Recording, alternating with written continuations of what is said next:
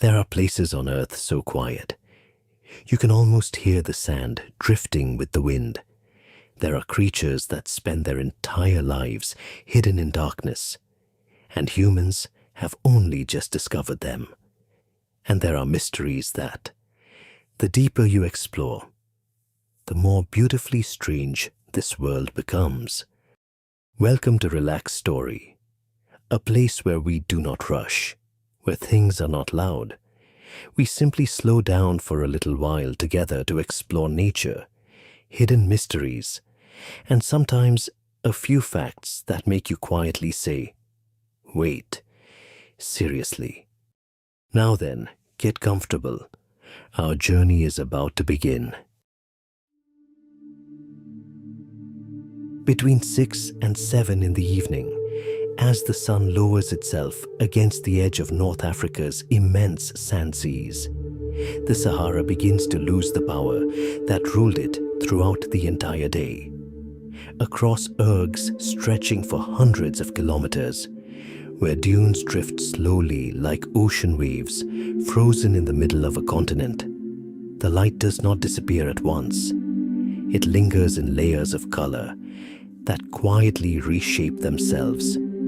The white-yellow glare of midday heat slowly turns copper-red, then dark crimson, then deep violet, as though the desert itself were an ancient ocean of fire slowly drawing heat back out of its own skin. From above, the Sahara no longer resembles land. It looks like the remains of a planet that once burned for millions of years. Endless sand lines stretching toward the horizon still carry the marks of wind, heat, and dry seasons that have repeated longer than human history itself. The air remains hot. The sand still breathes out the warmth of daytime. But once the sun slips completely behind the distant walls of dunes, heat begins escaping rapidly into the cold, dry sky overhead. With so little humidity, the desert cannot hold warmth for long. Thin layers of sand begin to cool, slowly changing from an untouchable surface into ground that can be crossed for a few brief moments. The Sahara does not awaken with noise. There are no calling birds, no flowing water, no explosion of sound. Its transformation is almost completely silent, visible only through the feeling of heat pressure slowly lifting away from the earth. The hot winds that moved across the desert all day begin to weaken. Close to the sand, the air softens, gentles, as if the entire desert were lowering its own breathing. Beneath dry shrubs pressed low against the ground, under rocks still holding warmth, deep inside dark sand burrows untouched by sunlight for hours. Life has been waiting. Somewhere in the darkness of a deep den, a pair of oversized ears remains perfectly still, sensitive enough to catch the smallest vibrations beneath the cooling sand. In softer dunes near scattered bushes, a sand-colored body lies buried almost entirely beneath the surface, revealing only its eyes turned upward toward the widening dark above. Deeper underground, faint tremors begin to appear, so slight they are almost impossible to feel. The first signals from seed hunters, burrowers, and long-legged runners preparing to leave their shelters. The first movements of the Sahara night do not belong to large predators. They belong to the lowest layer of this ecosystem. Tiny feet begin touching the cooling sand. Scorpions emerge from narrow rock cracks. Night beetles appear around dry brush. Small jointed legs move quietly between grains of warm sand, carrying with them the first flow of energy that belongs to the night. Beneath what seems like an empty surface lies a hidden network of survival slowly unfolding, where every underground chamber preserves the stable temperatures needed to protect life from daytime heat, powerful enough to kill almost every form of movement. The sand continues to cool, rock crevices deepen into darkness, dry shrubs are no longer lonely plants scattered across a sea of dunes, but become cover, ambush points, shelters. A tiny biological economy begins operating again, almost without sound, except for faint vibrations close to the ground. As the sea of fire slowly cools, the first thing revealed is not an animal, nor a hunt, but something far larger. The Sahara was never a single flat world of sand. Beneath the descending darkness, it begins separating into different layers of space, ancient ecological chambers shaped by heat, shadow, stone, sand, and the scarcity of water, where each region gives birth to an entirely different form of life. As the last light of sunset withdraws from the dunes, the Sahara changes shape once again. The sand no longer reflects the blistering white light of day. The sky overhead deepens into colder shades of blue. Even the wind slows, as though the air itself were lowering its breathing. From within that vastness, the first feeling is always emptiness, an endless sea of sand, silent, almost without movement. Yet the longer one watches, the longer one remains inside the darkness rising from the ground. The more the Sahara reveals itself not as a single desert, but as an enormous biological continent stretching across nearly all of North Africa, thousands of kilometers from east to west, north to south, holding countless different worlds beneath one layer of darkness. In some places, the Sahara becomes erg, shifting sand seas endlessly, reshaped by ancient winds. Where the ground is never fully stable, footprints appear and vanish within minutes. Water barely exists on the surface. The terrain resembles an ocean without shores, where only the lightest bodies can survive for long. Jerboas launch themselves across the dunes on unusually long hind legs, every leap keeping their bodies almost untouched by the ground, still radiating daytime heat. Fennec foxes remain hidden inside deep, cool burrows through the day, emerging only at night with oversized ears spread wide into the darkness, listening for the smallest movement beneath the cooling sand.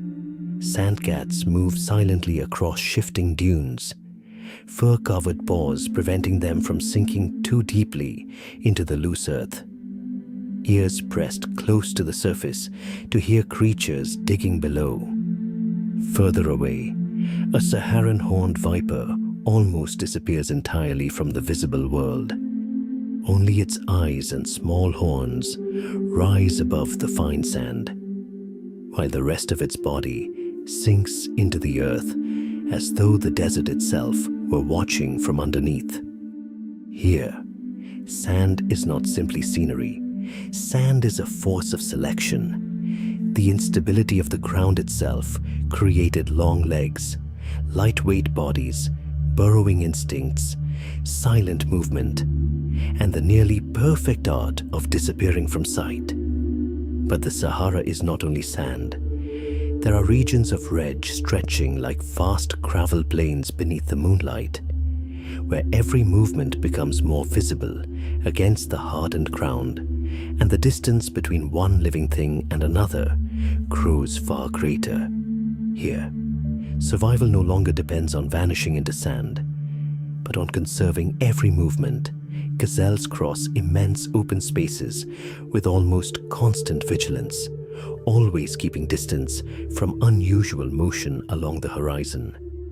Dung beetles slowly roll small balls of waste across the cold gravel, beginning the Sahara's quiet recycling system, where no source of energy can be wasted for long. Lower in the darkness, Jackals and African golden wolves move like opportunistic shadows, hunting, scavenging, and exploiting whatever the harsh environment leaves behind. Then the ground changes again. Hamada rises into immense rocky plateaus filled with cracks, shadows, and heat trapped inside stone. Space here is no longer flat, but becomes a three-dimensional world of ledges, cliffs, and deep fractures colder than the air outside. Geckos cling to dark rock surfaces to hunt night insects. Scorpions hidden beneath stones through the day begin emerging, tiny legs touching rock, still holding the last traces of warmth. Desert monitor lizards move through narrow crevices, searching for eggs, carcasses, or smaller creatures lower than themselves. Above them, birds of prey read movement below, through height and patience, their eyes sweeping across the terrain as though seeing directly through darkness. Far beyond the rock fields and sand seas lie dry riverbeds known as wadis, places that exist most of the time only as memories of water. The earth is cracked, silent, seemingly dead for years, yet beneath the surface, life is still waiting. Seeds sleep in darkness for months, sometimes years. Insect eggs wait for the rare rainfall that will awaken them. Rodents dig deep into higher banks to escape flash floods that may appear within only a few hours. Shrub roots drive downward into lower layers of soil, searching for the last traces of moisture that open sand cannot hold. In contrast to such absence, oases gather water, greenery, insects, birds, and predators into tiny points scattered within the endless dry expanse. Bats skim across the water, hunting night insects. Migratory birds stop briefly during their journeys across continents. Sandgrouse come to drink before returning once more into the vast darkness beyond.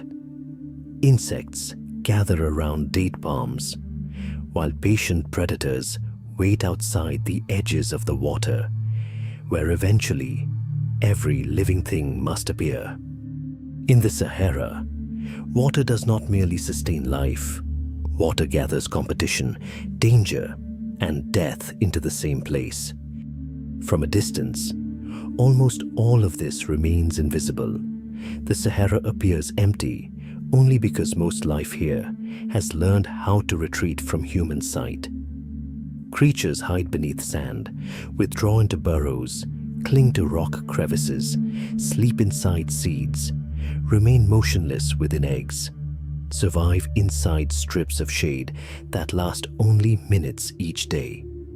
Many species emerge only during extremely narrow windows of time, when temperatures become just low enough for the ground to stop killing them. So the Sahara is not truly empty. It resembles a vast ecological archipelago instead, where every landform becomes its own isolated island of life, with its own laws, rhythms, and creatures shaped by millions of years beneath heat, stone, sand, and darkness. And as that hidden map slowly unfolds beneath the night, the story descends even lower, closer to the ground, beneath the cooling sand itself. Long before the fennec foxes, sandcats, or snakes begin hunting, the Sahara has already awakened through movements so small the human eye can barely see them. Tiny legs silently crossing the world, hidden just beneath the sand.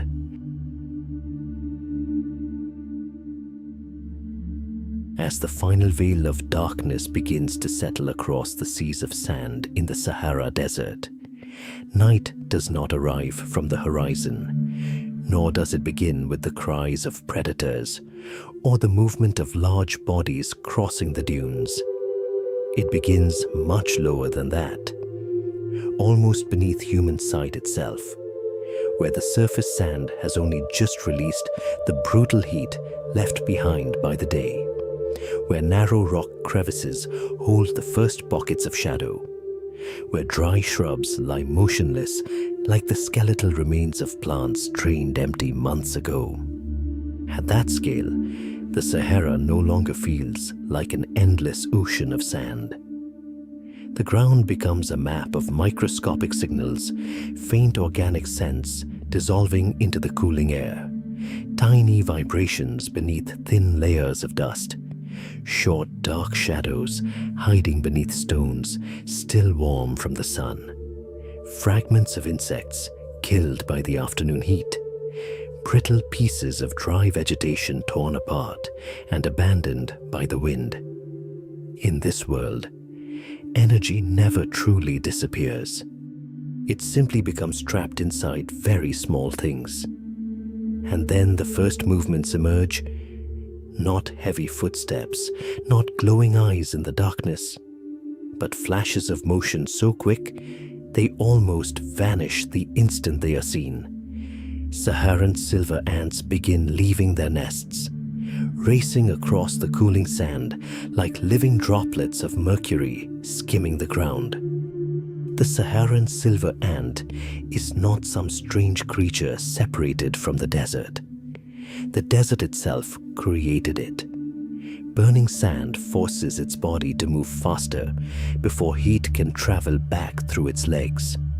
The searing sunlight of the Sahara shaped the ultra-fine silver hairs that reflect light away from its body, reducing heat absorption in an environment that seems determined to melt every living thing exposed on the surface.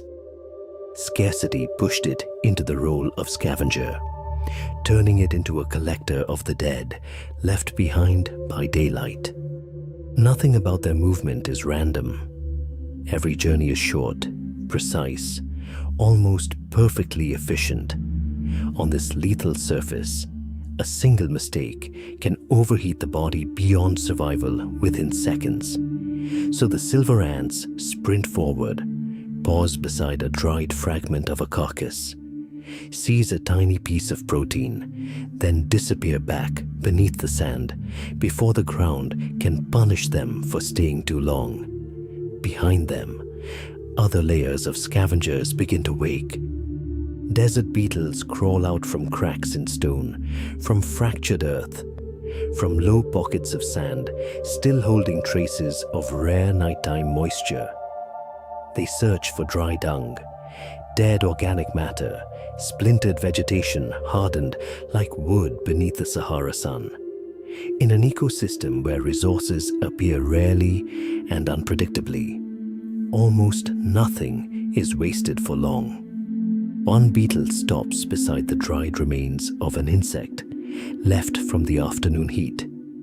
Its small legs begin rotating the hardened body, crushing it into smaller fragments light enough to carry or bury beneath the thin sand. Others move around dry pellets scattered near shrubs, dragging organic matter deeper below the surface, returning energy back into the ground. They are not simply feeding, they are moving matter, unlocking the energy that daytime heat temporarily froze in place. Those tiny scavengers will feed geckos, scorpions, small nocturnal birds, and insect hunters still hidden somewhere deeper within the darkness of the Sahara.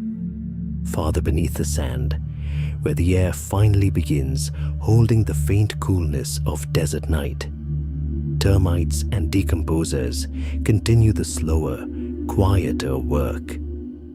Dead vegetation in the Sahara can remain untouched for months beneath the extreme dryness, but time eventually opens everything apart. Dry cellulose slowly breaks down under the combined pressure of insects, microorganisms, and the endless thermal shifts between day and night. Life in the Sahara after dark is not only about hunting.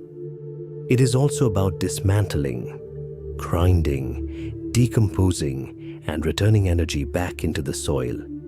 A corpse becomes food. A brittle plant fragment becomes carbon for lower layers of life. A forgotten piece of organic matter abandoned on the sand eventually re-enters the movement of the entire desert.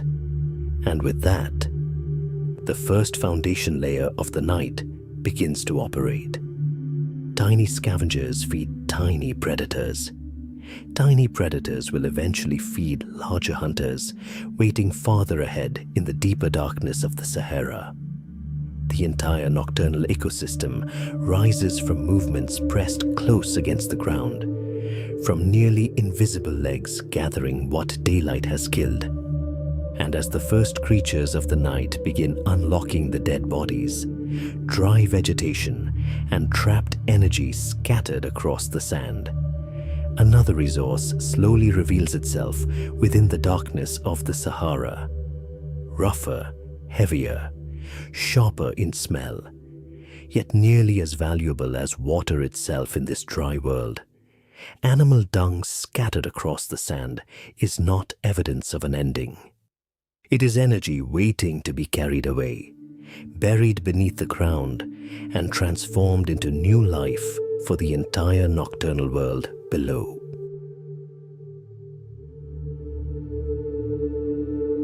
The air close to the ground has changed now. Heat gathered throughout the day slowly drains away from the vast gravel plains of the Sahara, leaving behind a thin layer of coolness threading through rock crevices, dry fractures, and old trails once crossed by herds beneath the blazing sun. After long hours ruled only by hot wind and white light burning across the surface of the world, night finally returns the Earth's ability to preserve traces. This is no longer the soft sand easily erased by wind like the regions before. The reg opens outward like a low, endless sea of stone, where footprints remain longer, where old paths can survive through repeated cycles of heat and cold. The hoof marks of antelope, the delicate tracks of foxes, the deeper impressions left by camels all remain frozen on the ground like physical memories of life that passed through not long ago. Scattered along those routes lie clusters of dry dung across the dark gravel plain. Sometimes only hardened pellets baked beneath the heat. Sometimes broken fragments of organic waste mixed with sand and dead plant matter. In a world rich with resources, they might seem like discarded leftovers. But in the Sahara, where life survives on amounts of energy so small they are nearly invisible, every dung pile acts like a quiet signal radiating through the darkness. A tiny biological beacon, a reserve of organic matter not yet lost from the chain of life. Not long after temperatures begin to fall, the first movements appear around them. Dung beetles emerge from dark cracks in the ground, from compressed sand beneath rocks, from small tunnels buried beneath the cooling surface. They do not move chaotically. Each individual seems to follow thin trails of scent, drifting from the organic matter scattered across the earth. Some begin cutting hardened material into smaller pieces they can carry away. Others slowly drag pellets across uneven gravel. The stronger ones shape them into rounded balls and push them backward with their hind legs, as though returning part of the desert back beneath the earth itself. In the darkness of the Sahara, the behavior feels less strange than ancient, less like instinct, more like labor inside an ecosystem older than memory. Dung beetles are not simply feeding on waste. They are transporting nitrogen, ammonium, phosphorus, and fragments of organic material beneath the barren soil below the rocks. They transform matter exposed to the open air into nutrients capable of remaining underground far longer. The buried dung balls do not only sustain adults, They become tiny, dark cradles where larvae develop inside one of the rare energy-rich environments left in the desert. A dung pile, therefore, never truly remains still. As beetles drag the drier portions underground, desert flies arrive for the softer remnants, laying eggs inside moisture pockets, almost invisible to the naked eye. Scavenger ants appear along the edges of rocks, slicing away fragments of protein before vanishing into tunnel systems beneath the reg. Tiny insects living around the waste gather into a constantly moving community where everything is divided, carried away, consumed, or buried. And that community, in turn, becomes food for higher layers of life. A gecko appears near the edge of pale moonlight, its eyes reflecting silver as it stands motionless beside the decomposing waste. Farther away, a nocturnal lizard slips silently between cold stones, hunting insects clustering around the organic material. A scorpion waits near a rock crevice, nearly dissolved into darkness itself, moving only when vibrations through the ground signal something crossing nearby. Closer to dawn, small birds begin lowering their flight paths over the gravel plains, searching for the final movements still lingering around dung piles torn apart throughout the night. Energy in the Sahara does not move in straight lines. An antelope passes through and leaves dung behind. The dung feeds microorganisms, flies, dung beetles, ants, and countless other insects. Those insects feed geckos, lizards, birds, and scorpions. The insect hunters themselves eventually become prey for snakes, foxes, sand cats, or larger birds of prey as the night deepens. A small fragment of energy left on the ground may pass through many different layers of life before finally fading from the ecosystem. In the Sahara, what is left behind is never truly abandoned. Dry dung becomes soil. Broken remains become insect movement. The smallest creatures sustain the predator layers above them. Death does not end cleanly beneath this desert. It is dragged away, buried, dismantled, reused, and quietly returned to the chain of life in different forms. The Sahara, therefore, is not merely harsh. It is an ancient ecological machine that allows almost no fragment of energy to remain wasted for long. Even the lowest things scattered across the ground can become the foundation for countless forms of life above them. And as the final dung piles are broken apart into thousands of silent movements within the darkness, the Sahara night begins feeding creatures slightly larger, softer, and far more fragile. From cold burrows beneath the sand, Jerboas prepare to leave their shelters, light enough to leave almost no trace at all across the cooling sea of sand. By now, night had sunk deeper into the slow-cold layers of the Sahara Desert. As the heat of the day slowly withdrew from the sand, like an ocean of fire silently pulling back from shore, the first recyclers of darkness had already finished their opening role. Dung beetles had dragged waste beneath the sand. Small scavengers had broken the remains of daytime life into new fragments of matter. The flow of energy was beginning to shift away from the dead and toward living bodies smaller, softer, more fragile, and faster. Low wind drifted across the smaller dunes, making the surface of the Sahara tremble with thin rustling sounds like breathing. This space no longer belonged to dried carcasses or hard chitin shells.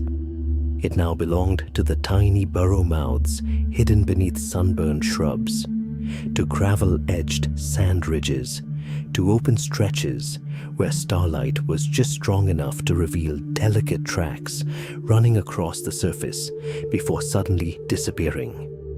This was the most dangerous kind of emptiness in the desert. The less cover there was, the easier every movement became to see. A small body could not survive here through strength. It survived by listening, by freezing at the right moment, by changing direction before death could arrive. From a narrow burrow beneath the cooling sand, a jerboa emerged. A jerboa does not look like something shaped for cuteness or softness in the human imagination. It looks more like a design calculated by the desert itself across millions of years of water scarcity, open sky, and predator-filled darkness. Its tiny body loses less heat in the freezing night. Its unusually long hind legs lifted above the sand in short bursts of motion.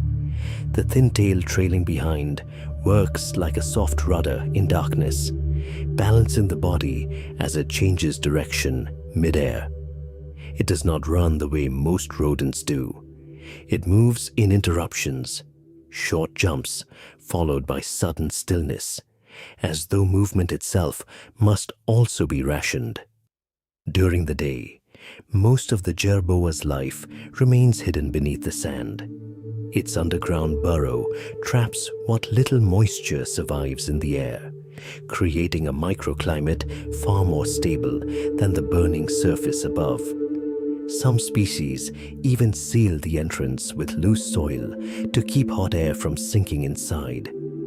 The Sahara does not simply force animals to search for food.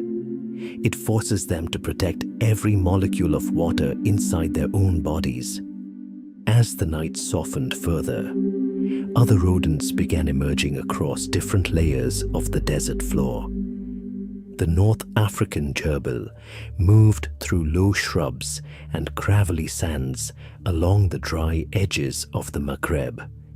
Their burrows were shallower than those of the jerboa. They searched for seeds around familiar feeding zones, sometimes storing away whatever little the desert allowed them to keep. Their bodies stayed lower to the ground, relying less on long jumps and better suited to terrain fractured by stone and dry dust. Meanwhile, the Cairo spiny mouse belonged to the rocky edges of the Hamada, where seas of sand gave way to hardened earth and dark, cold crevices. They fed on almost anything that could be broken down into energy dry seeds. Desert plants, small insects, spiders, soft-bodied creatures, even scraps of flesh the night had not yet reclaimed. Every type of ground in the Sahara creates a different kind of rodent. Soft sand creates long leaps. Broken rock creates low bodies.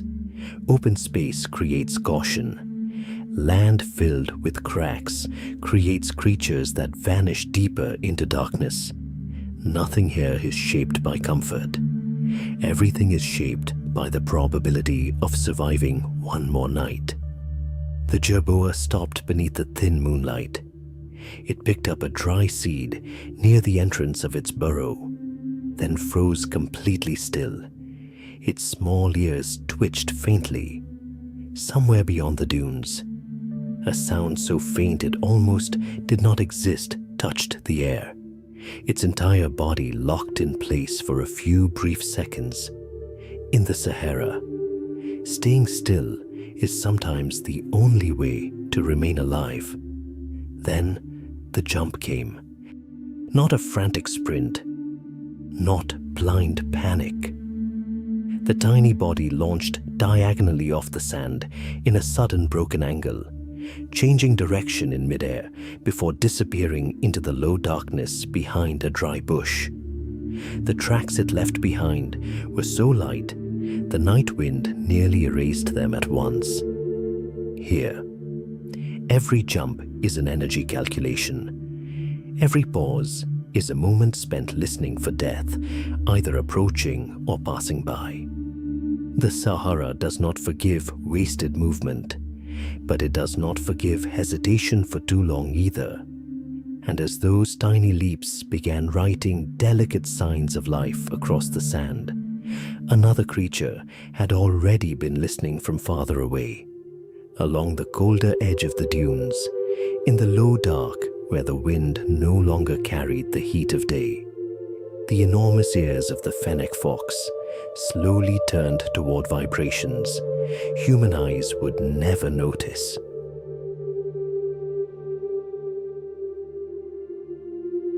Night had now fully settled over the Sahara Desert. The last remaining warmth trapped on the sand continued dissolving into the cold air above, and the vast sea of dunes began shifting into yet another state. The first movements of Jerboas and gerbils were no longer rare moments.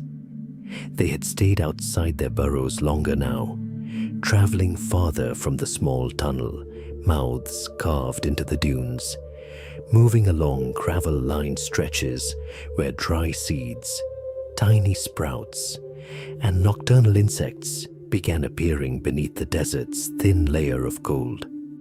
The landscape slowly transitioned into the border zone between ERJ and Reg, where soft dunes collided with the hard gravel plains of the Sahara, like two geological worlds touching in darkness. Low shrubs clung close to the ground, so dry they seemed reduced to nothing more than thorns and shadow. Small footprints began collecting across the sand. The scent of living creatures lingered longer now as temperatures dropped. Broken running trails left by gerbils still marked the fine dust between scattered stones. The Sahara was no longer completely silent. A thin layer of sand slipped from the slope of a distant dune. A hard-shelled insect crawled over cold gravel. A jerboa paused in mid-jump, freezing for several seconds before vanishing once more into darkness. Wind moved through fir, dry shrubs, and narrow channels of sand, creating sounds so small they barely existed to human ears. But the Sahara does not operate within the limits of human hearing. This is the hour when the desert shifts from survival through avoidance to survival through sensation. Every tiny movement now releases data. Every vibration can become a location. Every sound carries weight. And this is also the moment the first predator of the night emerges. The fennec fox moves out from the deep burrow system that protected it from the brutal daytime heat. Its small body almost disappears into the color of the sand beneath weak moonlight, so perfectly blended that it becomes difficult to tell where the living animal ends and the desert begins. It is not a hunter built for long pursuit or overwhelming strength. The Sahara did not shape it that way. The desert refined this small body into a precise instrument for darkness, for short distances, for hearing far more than seeing. Its diet stretches from crickets, grasshoppers, small lizards, and low-sleeping birds near shrubs to rodents digging for seeds beneath the cooling sand. Even roots, small fruits, and dry leaves holding traces of moisture become part of its survival system. In the Sahara, predators do not hunt only flesh. They hunt water, they hunt heat, they hunt the chance to survive one more day inside a system that allows no waste. Then the fennec stops. Its enormous ears rotate gently in darkness. At close range, they almost seem too large for the rest of its body. But the Sahara itself created that imbalance. The ears do more than detect movement beneath soft sand, more than locate the faint scratching of tiny claws shifting beneath dry shrubs. They also release excess heat from the body in an environment where daytime temperatures can kill a small animal after only a few hours exposed above ground. When the fennec stands still, Its world no longer runs on light. Sound replaces sight. Scent replaces pathways. Vibrations replace shape. In that moment, the night of the Sahara is not seen first. It is heard first. A grain of sand shifts near the low shrub ahead. The left ear turns a fraction before the right. The fox lowers its body close to the ground. Fur-covered paws move across the sand almost silently. The thick padding beneath them, both protecting against heat and spreading the animal's weight softly over the loose surface. Far below the ground, the deep tunnel system it dug itself remains hidden in darkness, branching into narrow chambers and escape routes like an extension of the animal's own body. It is not merely a place to sleep. It is a stable thermal refuge between the two extremes of the Sahara, where both the daytime furnace and the freezing night are held back by layers of dense sand. Ahead, a gerbil moves again. The fennec does not charge immediately. It waits for a clearer signal. A faint scratching sound rises beneath the dust. Then the leap happens so fast, it feels less like movement and more like a brief rupture in the darkness. Whether the hunt succeeds or fails, the Sahara has already changed the prey from that moment forward. Jerboas will pause longer between jumps. Gerbils will remain closer to their burrow entrances. Movements will become shorter, sharper, harder to predict. Every small creature of the Sahara night must now learn to fear the sounds made by its own body. Because this place does not hunt with the greatest strength. It hunts with the greatest precision of sensation. And while the fennec's ears turn darkness itself into a vast invisible map of sound stretched across the sand, the story of the Sahara sinks into another quieter layer. Far beyond the low ripples of dunes and black stone, another predator moves almost without leaving a trace behind. No oversized ears visible in the dark. No footprints deep enough to hold their shape for long on the sand. Only a low silent body almost swallowed by the Sahara itself. The sand cat, moving through the desert night as though it had never been there at all.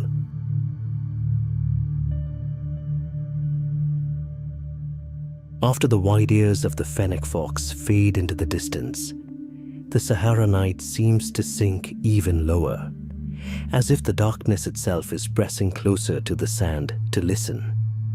The Jerboas have been out of their burrows for some time now, leaving behind thin hopping marks across the cooling dunes. North African gerbils begin appearing near low, dead shrubs, where a few stubborn grass seeds still remain after the hot wind season. The world feels smaller now, lower, more enclosed.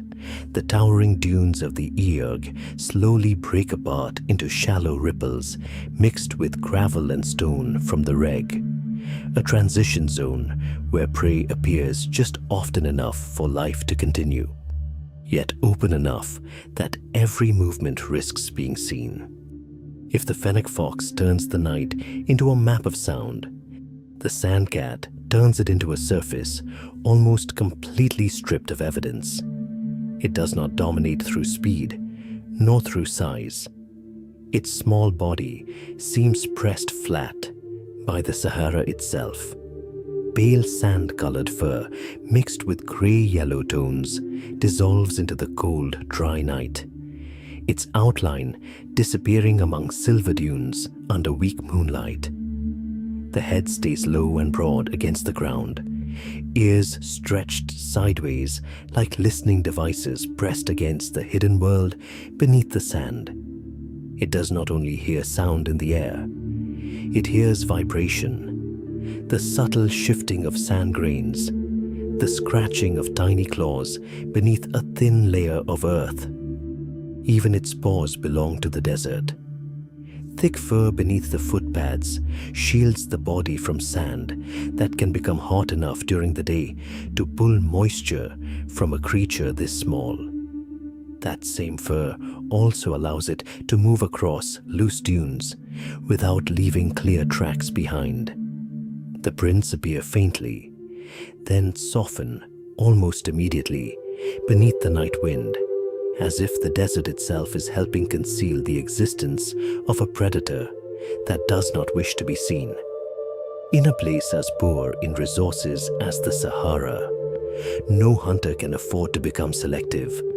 The sand cat hunts anything small enough to become energy and moisture. Jerboas leave tiny vibrations as they leap between dry shrubs. Gerbils dig shallow tunnels beneath gravel-mixed sand. Nocturnal lizards remain motionless beside cooling rocks to preserve body heat. Small birds sleep low within thorn bushes, sometimes too deeply to notice the darkness moving closer. Insects, spiders, even venomous snakes all become part of the same chain of survival. The Sahara does not allow absolute specialization. Scarcity forces every predator to widen its diet before the environment erases it completely. Water does not exist here in visible forms.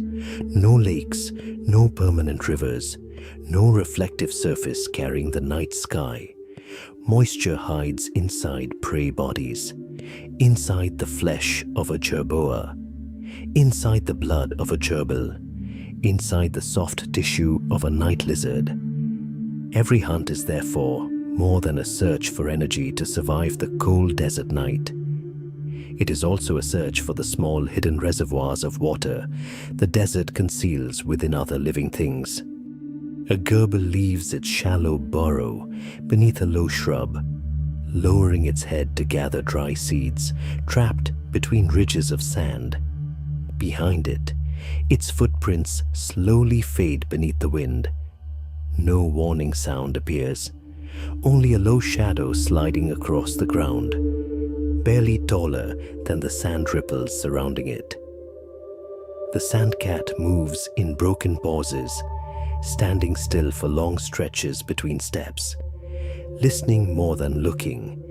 Its head lowers slightly, its ears widen outward. When the gerbil begins scratching lightly beneath the sand to pull a seed underground, the predator instantly fixes its position. A long silence follows, then a short burst forward. A spray of dry sand lifts into the air before falling almost immediately back down. Afterward, the surface becomes flat again. No long chase, no roar, no visible triumph. The predator simply continues walking through the cold dunes as if it had never existed there at all. In the Sahara, the most dangerous hunter is not always the one that leaves the largest marks behind, but the one that disappears before the environment itself has time to record its presence. Ahead, the silence sinks even deeper still, because some predators do not vanish after the hunt. They vanish long before the prey ever arrives. Beneath a thin layer of sand, nearly identical to the rest of the desert floor, the Saharan horned viper waits motionless, as though the Sahara itself has learned how to bite through its own sand.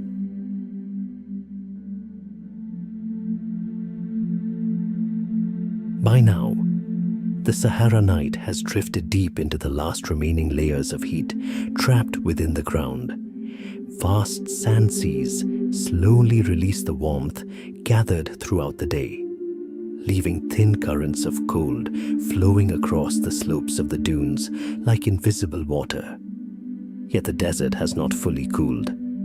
Around low rock formations and wind-carved shrubs that have endured countless seasons of sand, heat still lingers inside harder mineral surfaces, while the outer dunes continue fading into the cold. These tiny pockets of warmth keep the reptile layer of the Sahara alive long after most of the sand ocean has fallen silent beneath the stars. The hunting ground has narrowed now, lower, closer to the earth. The wide movements of the sandcat from earlier are gone.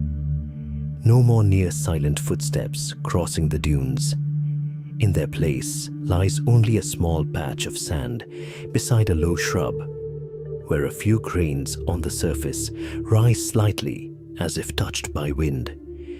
Nearby are broken sidewinding marks, scattered curves visible beneath dim moonlight. They do not resemble footprints, nor a continuous trail left by something crawling. They look more like an ancient script written only for the ground itself, evidence that some creature once passed through here without ever revealing its full existence. Beneath the loose sand, a body lies so still it nearly disappears from the visible world. The Saharan horned viper, Cerastes cerastes, does not hunt through pursuit like predators running across open dunes.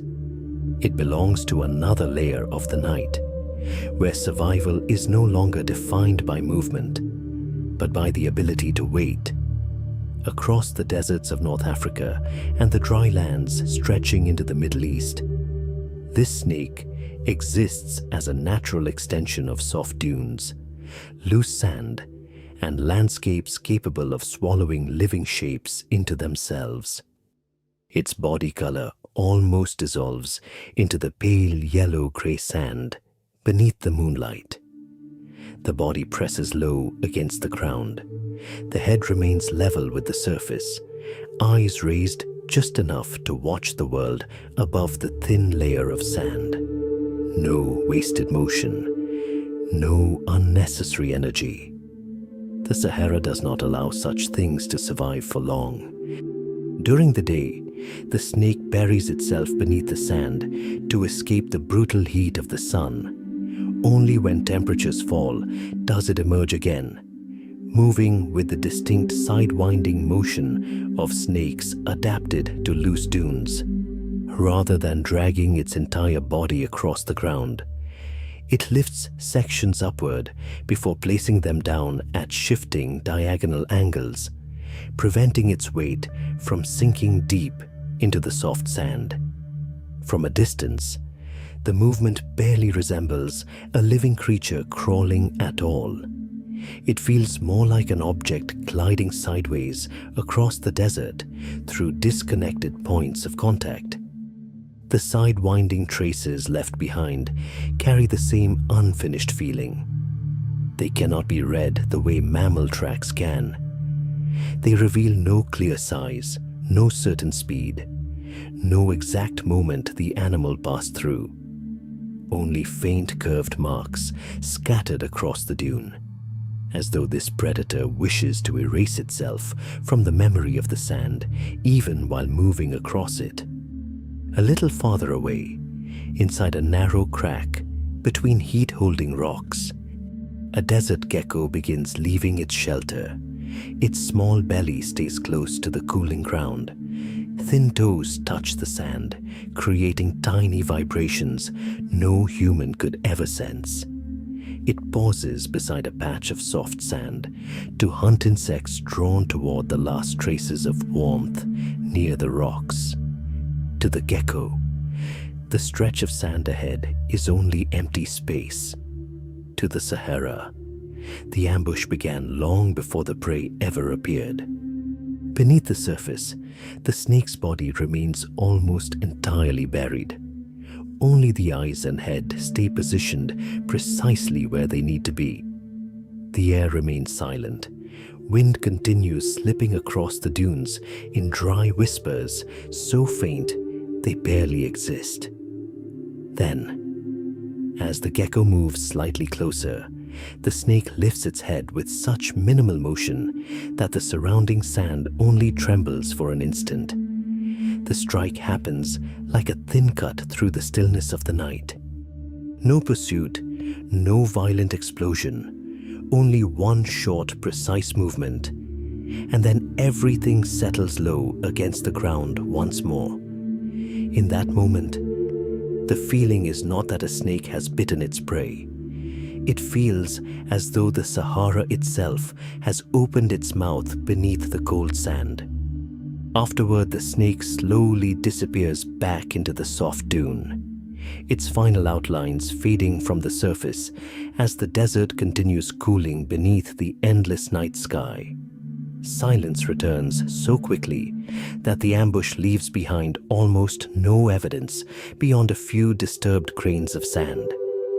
The Sahara night now feels even lower than before, closer to the cracks in stone, the flat rock faces, and the darkness pressed tightly against the earth. Yet beneath those final heat-holding stones, another layer of predators still waits, smaller, older.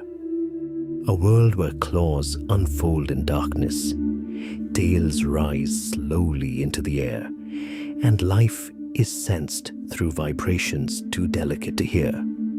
The scorpions, the small kings of the Sahara night, are beginning to wake.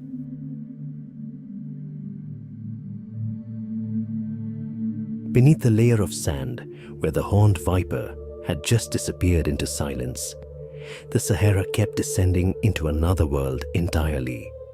Lower, narrower, older, where life no longer stretched across open dunes, but pulled itself inward beneath rocks, inside the cracks of the Hamada, under brittle shrubs that had seemed dead for months.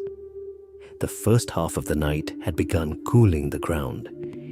Heat gathered through the long day slowly leaked out of the stone like the final breath of a giant furnace. Tiny jointed legs that had spent hours hidden beneath sand could finally move farther now without being scorched by the very earth they lived upon.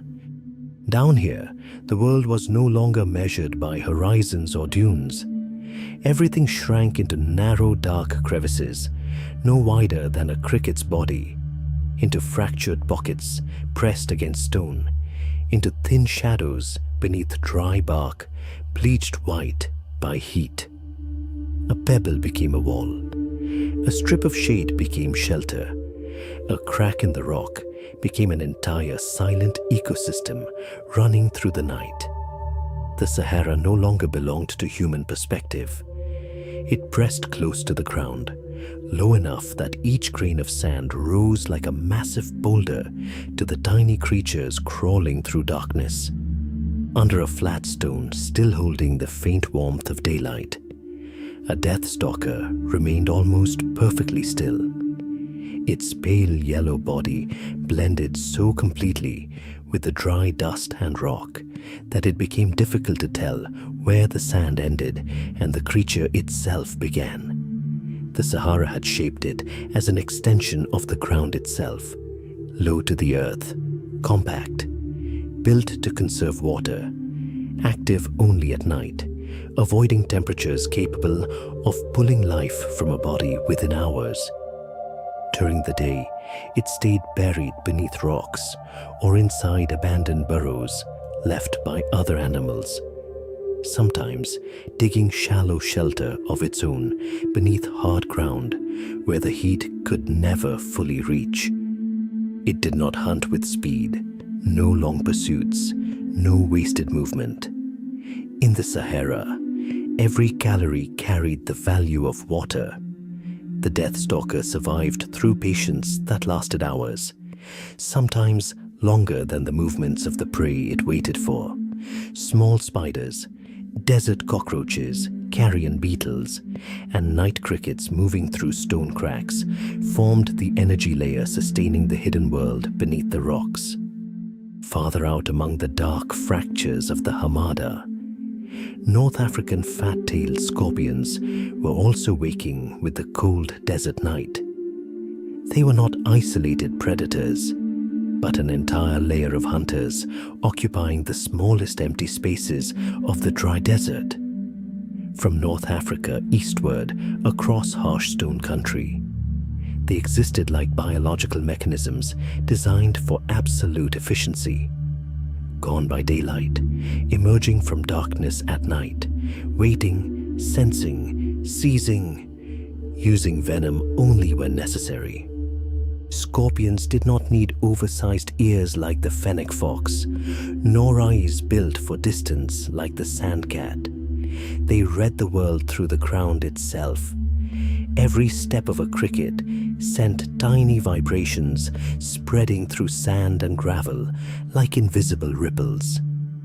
Sensory legs held low beneath the body detected those signals before prey even came into view. Fine hairs along the limbs registered the slightest disturbance in air movement near the rocks. Even the comb-like organs beneath the abdomen constantly swept the ground, reading mechanical and chemical traces left behind in the sand, as though the Sahara itself spoke through vibration instead of sound. In the cold, dry night, the ground became a giant living membrane, carrying information, and the scorpion was the creature that knew how to press its body against that membrane and listen. A desert cricket emerged from a narrow crack, its legs creating vibrations almost impossible for any larger animal to detect. But beneath the shadow of the stone, the scorpion had already known long before the cricket came close. Its body turned slowly. The pincers opened. No violent strike, no explosive movement. Only a brief instant as the claws snapped shut with perfect precision around the small running body. The tail arched upward behind it like a hooked blade hanging in darkness. But the venom still was not used. Even poison was a resource too valuable to waste in this land. To humans, it was only a small creature beneath a rock. But to the insect world operating through the Sahara night, it was a king pressed close to the earth, an ancient predator ruling the lowest living layer of this dry sea of sand. A beetle that had been feeding on carrion minutes earlier now became energy for another body hidden beneath stone. The Sahara did not function through isolated acts of predation. It moved like a layered network stacked through darkness, where every creature was both survivor and future prey waiting for its turn. And as the pincers closed one final time beneath the cold stone shadow, the story had still not left the Hamada. It began climbing upward along the rock itself, from the world beneath hard ground into the world clinging to pale stone walls still holding the day's last warmth, where geckos and lizards slowly turned the rock faces of the Sahara into a sky of their own.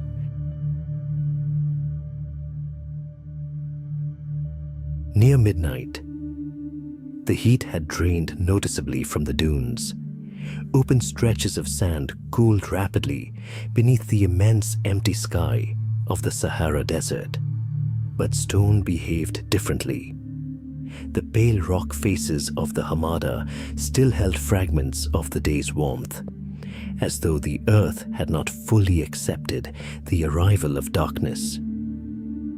From the world beneath the rocks, where scorpions had hunted not long before, the desert night now shifted upward, climbing onto vertical surfaces, thin fractures, and angled walls barely wide enough for a small creature to press itself through. The landscape changed almost silently. Sand retreated below the stone, dry shrubs clung to empty cracks, flat slabs stacked over one another into layers of thin shadow. Some crevices opened like narrow dark corridors so tight that only cold air could pass through. Some walls held pale moonlight like ancient ash-colored ruins.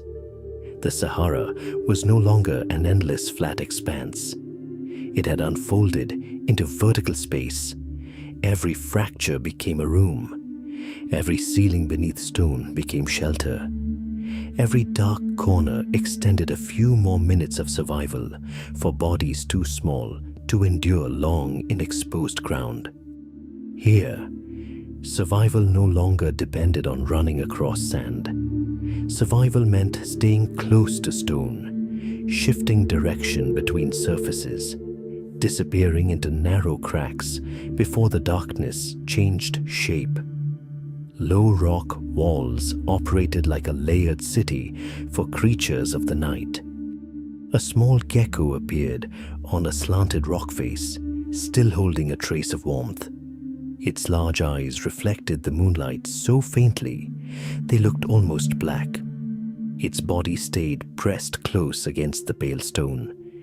Every movement came in pauses.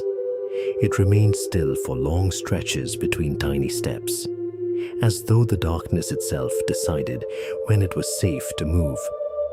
Groups of geckos adapted to the Sahara and the Arabian Peninsula had lived within these dry ecosystems for so long that their bodies seemed carved from the same stone and sand around them.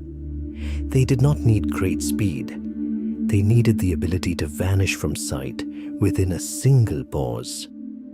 Tiny feet held close against rock prevented the body from casting large shadows. Large eyes gathered the weak light of the desert night, where even the flick of a moth's wing could become movement inside this miniature hunting world. A beetle crawled across a shallow crack. Farther away, young crickets moved around the roots of dry shrubs. A moth lightly struck the rock face before resting motionless for several seconds inside the thin cold layer near the surface. The gecko tilted its head slightly. Its body became almost completely still before lunging forward in a burst so fast human eyes could barely follow it. The insect vanished almost instantly. Below the rocks, another world moved more slowly. A sandfish skink emerged where thin sand met stone. It did not climb walls like the gecko. Its flattened body and shovel-shaped snout allowed it to dive through soft sand like a swimmer beneath water. When daytime heat became unbearable or predators appeared, sand itself became a life-saving liquid. Now, in the growing cold of night, it moved around the base of the rocks where insects still gathered near pockets of trapped warmth. Not far away, a North African spiny-tailed lizard rested beside a low shelter crack. Its body was far heavier than the tiny gecko above. This lizard belonged to stone, sunlight, and the harsh, dry vegetation of the Sahara. It survived on fibrous plants few other animals could use, though it occasionally fed on ants or beetles wandering near its shelter. One species clung to stone walls, another disappeared into sand, another lived among dry rock and thorny vegetation. Together they expanded the stone world of the Sahara into multiple layers of overlapping life.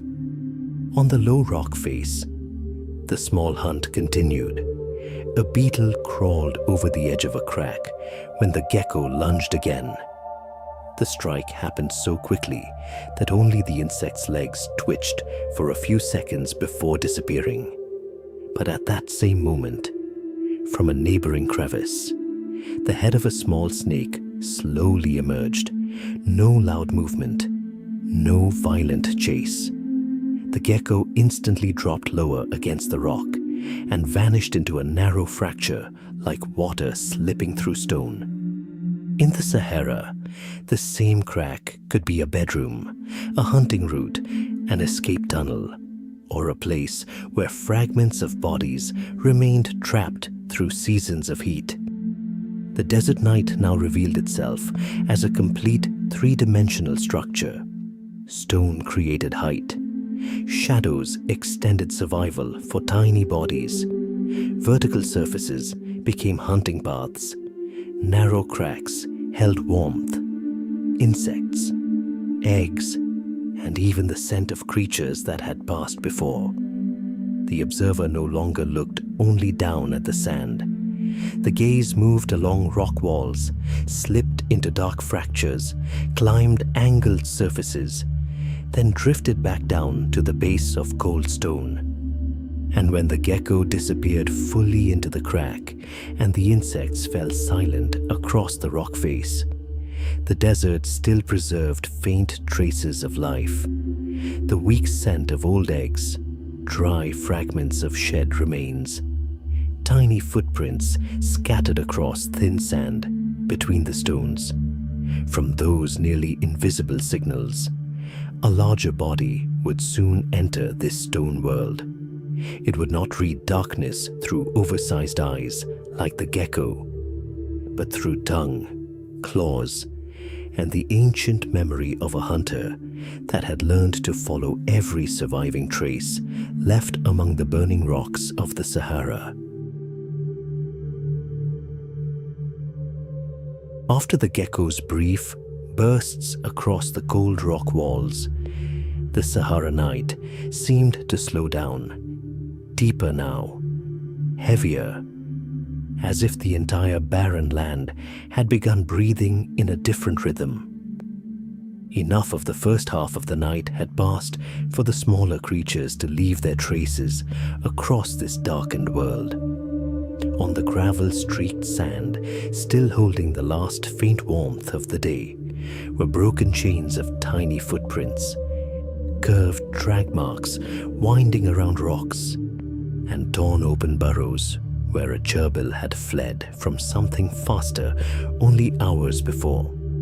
Near a low dead shrub pressed against the ground lay a cracked eggshell beside the remains of a large insect whose soft abdomen had long since been eaten away. The night did not keep absolute silence. It kept memory. The landscape gradually opened beyond the rock walls where the geckos hunted, shifting into hardened, semi-desert terrain where dry wadis stretched like fossilized riverbeds through ancient seas of sand. The ground split into broad, cracked plates beneath jagged stone formations. Sparse low shrubs held only fragments of shadow. Rodent burrows opened like tiny wounds across the pale earth. A few shallow bird nests rested near hardened crevices where scent lingered longer than it ever could on exposed sand, constantly erased by wind. After the frantic movement of the smaller animals, the Sahara now felt like a slow recording of everything the night had written onto the ground. Then from the darkness between low rock outcrops, a long, heavy body emerged, moving so slowly it seemed not to step out of the night, but out of the dry history of the land itself. The desert monitor moved low against the ground, its narrow head angled forward while its forked tongue flicked constantly through the cold air near the sand. It did not hunt through explosive speed like the sandcat, nor by remaining motionless for hours like a buried viper. Its ancient reptilian body followed another strategy entirely, slower, more economical, more suited to a world where energy was so scarce that every mistake had to be paid for in heat and water. Across the dry lands stretching from North Africa through Central Asia into South Asia, the monitor survived as a predator of scent trails, abandoned burrows, and leftover opportunity. It consumed nearly every form of energy the Sahara allowed to remain long enough to be found. A small lizard hiding beneath a crack in stone, a snake sleeping in soil still holding warmth, a low bird nest concealed beneath thorn scrub, reptile eggs buried under soft earth, a carcass the night had not fully reclaimed. In this dry world, food did not appear as a reward for absolute strength. It appeared as a clue. The monitor passed an old gerbil burrow. The sand around it had already been disturbed, Its tongue flicked rapidly through the air, collecting chemical signals so faint they were nearly invisible to every other creature nearby. It paused beside a low shrub. Beneath the cracked earth near the roots was a stronger scent, fresher, richer with energy. No violent tension appeared. No sudden strike followed. Only the calm certainty of an animal that already knew something beneath the soil could no longer run far. Its curved claws began digging into the hardened ground. Layer after layer of loose earth was pushed aside in steady, tireless motion. The Sahara had shaped those claws from its own surface. Hard ground created digging force. Scarcity created scavenging habits. Food sources scattered across the desert created the spatial memory of a predator that learned to remember where energy often returned. To the monitor, burrows were not simply places where prey hid. They were maps of survival. At last, the softer soil opened, revealing a clutch of eggs buried half-hidden beneath the dry Wadi floor. No chase ended here. The climax of the night existed instead in that inevitability, when energy hidden underground for days was transferred into the body of something larger. The Sahara did not operate through mercy. It operated through the slow circulation of heat, scent, memory, and energy. When the monitor finally left the cracked ground behind, the scent of broken eggs lingered in the disturbed sand beneath pale moonlight alongside the long drag marks of its claws. But above the cloudless dry sky, another force had already begun descending in silence. Heat was leaving the rocks, the sand, the bodies of reptiles and small mammals alike. Slowly, the Sahara night revealed its second face, no longer one of heat, but of vast cold spreading across the black sea of earth like the invisible tide of an ocean without water. Near midnight, after the first waves of hunters had crossed the sand, the broken stone fields, the thorn scrub, and the dark corridors between the dunes, the Sahara began changing once again. The night was no longer simply shelter from the sun. Heat had left the surface for too long and too completely, pushing the desert toward another extreme, quieter perhaps, but no less unforgiving than daylight itself. The open sand beneath the cloudless sky cooled so quickly it almost erased the life that had existed there only hours earlier. The dry Sahara air held no warmth. The heat compressed against the earth throughout the day now escaped upward into the black emptiness above, leaving behind a sea of sand slowly hollowing out beneath it.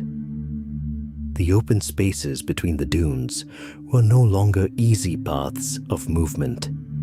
They became cold voids where living bodies lost heat faster than they could produce it.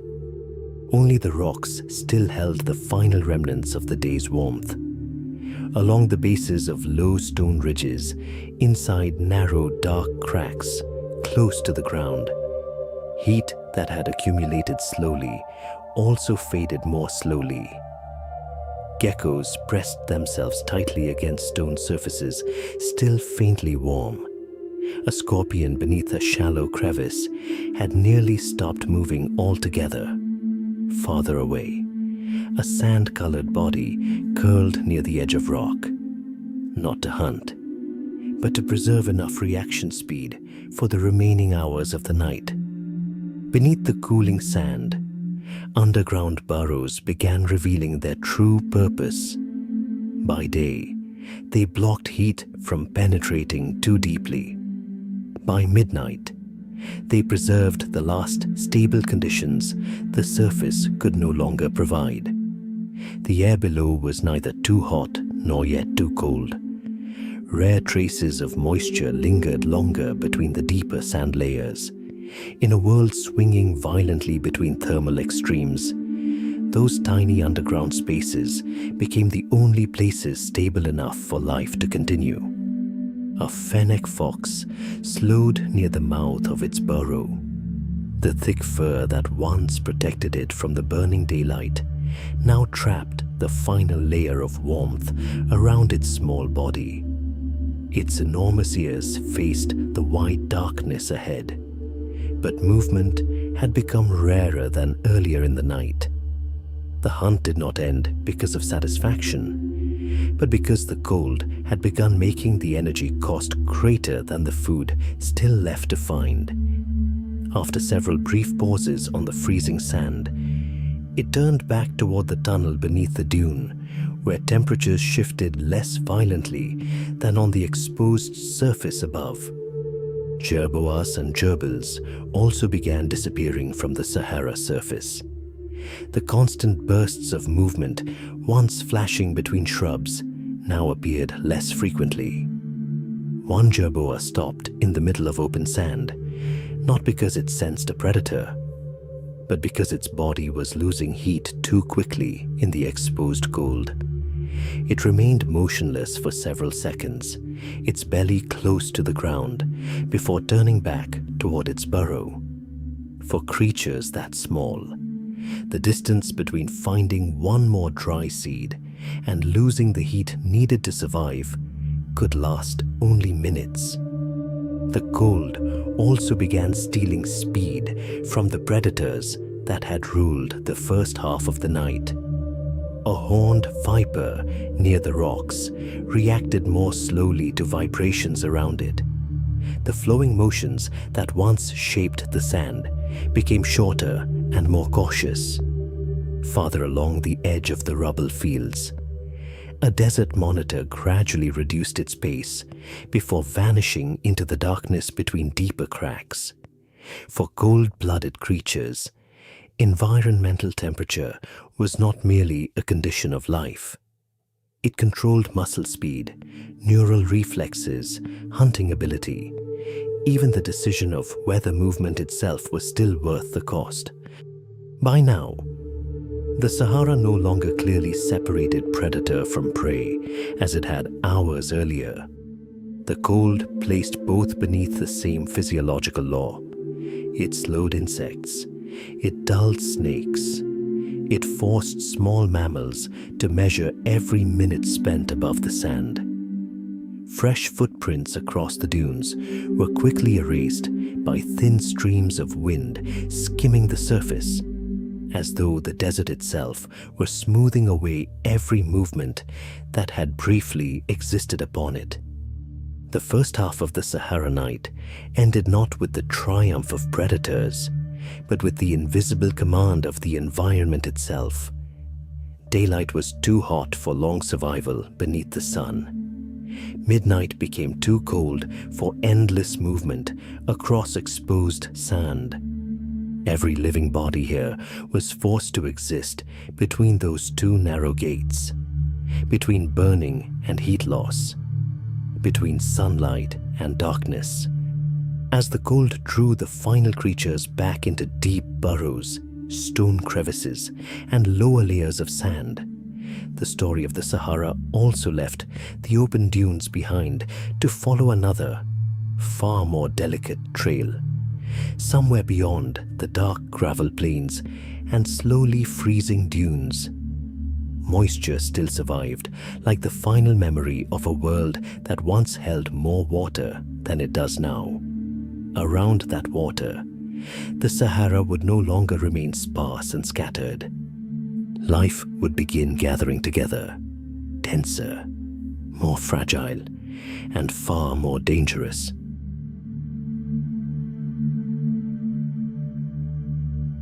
After midnight, when the open sands had cooled far more than they had at the beginning of the night, the Sahara began to settle in a different way. Movements that had once stretched across the erg, and rocky plateaus now grew sparse. Many creatures had already retreated back into sand burrows, rock crevices, or deeper pockets of darkness to preserve the last traces of warmth still left inside their bodies. Wind still moved across the dunes, but slower now, lower to the ground, as if the desert itself were growing tired after hours of losing heat into the enormous night sky above. Then, within that cold darkness, the story began to shift. It no longer followed the empty seas of sand. It followed moisture. At first, the change was almost impossible to notice. The smell of the earth became different. The sand no longer felt completely dry and loose. Ahead, the darkness thickened beneath clusters of date palms standing close together, their tall black trunks cutting into the star-filled sky. A small body of water appeared in the middle of the vast desert, as though someone had laid a piece of the sky upon the ground itself. Around its edge stretched soft mud banks, low shrubs, insects turning in thin spirals through air far more humid than the open sands beyond. Along the shoreline lay layers of overlapping tracks, tiny bird prints, hoof marks, fox tracks, thin reptile draglines, all converging toward the same rare place where groundwater managed to reach the surface world. Across a Sahara that spans nearly all of North Africa, places like this emerge as isolated islands of life. Groundwater rises into exposed wells, narrow springs, or quiet seep zones hidden among rock and sand, forming oases where plants, animals, and even people can endure across generations. Yet the longer one watches, the easier it becomes to understand that an oasis is not truly paradise in the way humans often imagine water in the desert. Out in the open sands, survival depends on avoidance. Creatures disperse into immense darkness, appearing only briefly before vanishing again beneath sand or into rock fissures. Distance itself becomes their first layer of protection. But at the oasis, water breaks that distance apart. Moisture creates a cooler microclimate. Date palms trap shade. Insects gather in denser numbers. The ground softens. Life begins compressing inward around this small patch of darkness. Water draws birds first. Small birds land silently at the water's edge, drinking quickly beneath the faint starlight. Every time they lower their heads to the surface, they must look away from the dense black horizon beyond, where any movement could become death. They drink in hurried bursts, then raise themselves again, bodies held tight with tension, wings always ready to explode back into the air. Above the water, bats begin to appear. They do not fly high, but skim low around the palms and dark surface, thin wings slicing through the air with movements so soft they're almost silent. Mosquitoes, tiny flies, moths, and countless insects drawn in by the moisture now become a constant stream of moving energy above the water. Where insects gather, bats follow, and where bats arrive, the night sky no longer feels empty.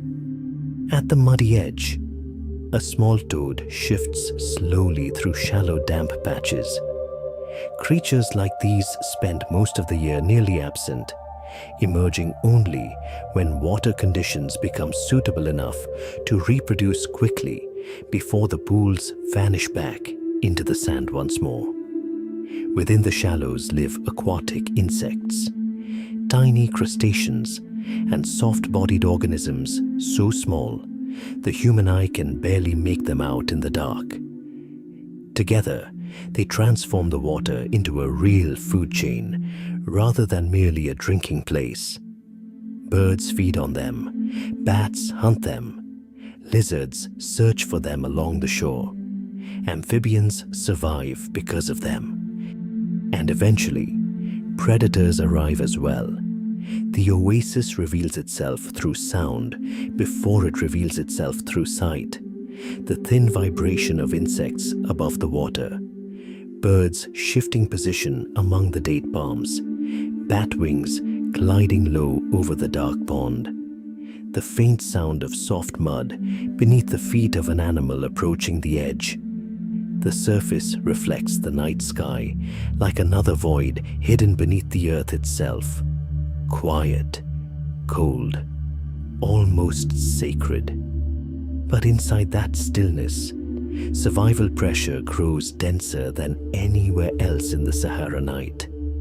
Insects born from the water feed bats and birds. Amphibians breeding in the mud attract snakes and foxes closer. Thirsty animals are forced to leave cover and approach the water, the very place where predators know they will eventually appear. A flock of small birds lands quickly and drinks without pause. Insects rise in shimmering layers above the reflective surface. A bat sweeps across so low its wings nearly touch the water. The little toad moves farther across the cold mud, softer than the sand beyond. Inside a low shrub near the shore, two tiny points of light suddenly catch the stars, then remain perfectly still. The oasis does not save life from danger. It simply gathers danger into the same place as water. And so the logic of the Sahara night changes here as well. Out in the open desert, life survives by dispersing into immense emptiness. But around water, everything must learn to live in compression, in constant observation, in distances far shorter between prey and predator. As the water continues holding the deep black color of the night sky, insects still turning through the humid air beneath the palms. The story has not yet left the oasis behind.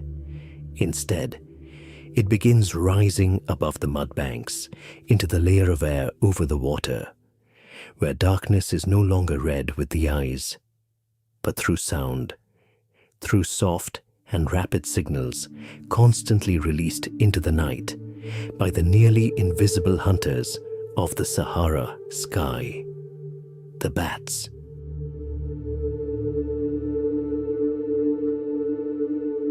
After midnight, when most of the day's remaining heat had finally drained from the open sand seas, the oases of the Sahara Desert began holding onto a different kind of climate.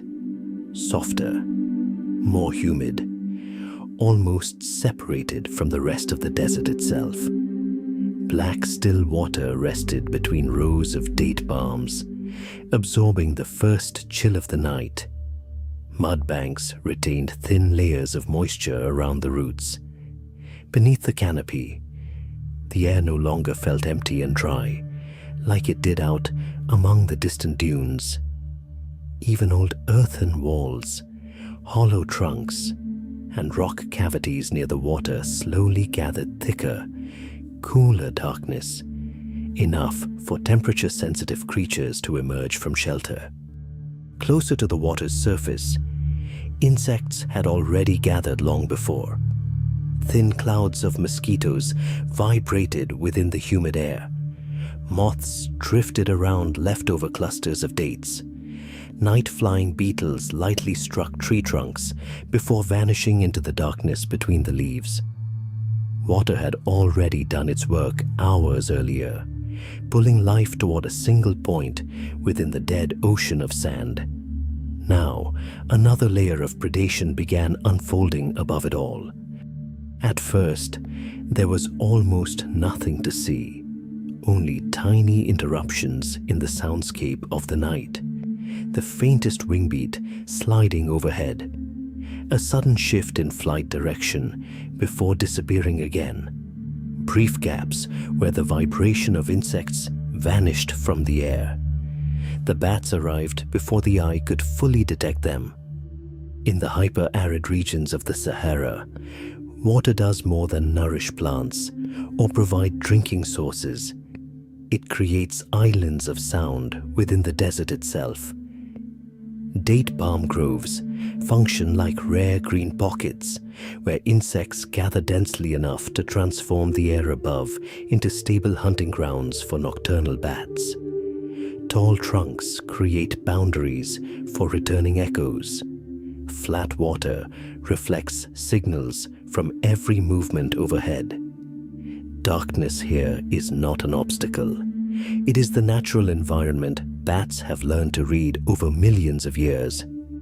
Above the open air near the water, tiny pipistrelles begin streaking through the night, like thin brushstrokes of ink. Cool's pipistrelle and other desert pipistrelle species do not hunt through strength or size. They hunt through speed, through their ability to detect the smallest changes in the air above the water. A mosquito drifting slightly away from the swarm. A tiny fly beating its wings too close to the silent surface. A night beetle slowing for only a few moments. Each instantly becomes an intersection point for nearly invisible flight paths. Their movements are not chaotic. Every turn belongs to a specific layer of space where small flying insects become trapped by the humidity and vegetation of the oasis. Lower down, near the shoreline and beneath the lower canopy, another style of hunting unfolds much more slowly. The desert long-eared bat leaves dark rock crevices or old earthen structures near the oasis in movements almost completely silent. Its oversized ears unfold in the darkness, like listening instruments designed specifically for this desert. Unlike the pipistrelle, it does not read the wide open air. It reads the ground. The tiny sounds of an arachnid crossing damp sand, an orthopteran brushing against dry grass, a scorpion shifting direction beneath a date palm. Each becomes a signal carried through the night. It flies low and slow, nearly skimming the ground itself as it moves along the water's edge and through the shadows beneath the palms. The air around it feels denser, closer, crowded with obstacles, and so its flight path lacks the sharp precision of the pipistrelle. Instead, it feels soft, probing, almost like a creature listening to the darkness rather than seeing it. Then, for one brief moment, the entire oasis begins operating like a living map of sound. A dense cloud of insects gathers over the still water. The pipistrelles strike first, cutting the smallest prey from the open air. Beneath them, the long-eared bat appears lower to the ground, reading the canopy and shoreline through signals far closer to the earth. The two hunting styles do not fully overlap. Each species exploits a different layer of the same night, as though the air above the oasis had been divided into invisible levels of life. From the ground where the first scavengers moved, from the water's edge where insects gathered, the narrative of the Sahara has now risen into the sky. And within that layer of space, sound becomes a force shaping the world as powerfully as light itself. As the final flight paths of the bats begin fading above the water, the darkness of the oasis slowly starts thinning as well. The sky no longer belongs only to nocturnal hunters. From the edges of the date palms, the first birds are beginning to wake, preparing for journeys across the vast sand seas of the Sahara, where many species must survive not only through a single night, but through migrations stretching across the dry world itself.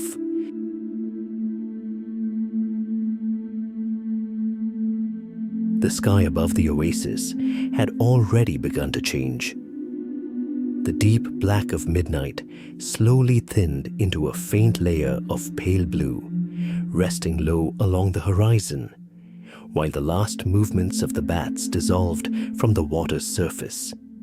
Their low circles above the sparse palm canopy grew fewer and fewer, leaving the air quieter, colder, as if the entire oasis were holding the final breath of night before the sun returned.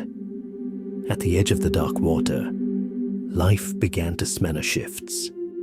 The low shrubs scattered across dry mounds trembled softly in the early wind.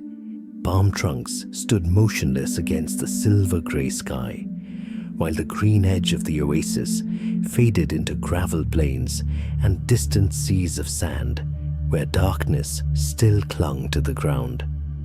This was not a forest overflowing with birdsong like the wet regions far away. There was no explosion of sound before sunrise. Every movement in the Sahara was measured, low, quick, then gone again, as though even a wing beat had to consider how much energy remained inside the body carrying it. The oasis resembled a lonely harbor in an ocean without water.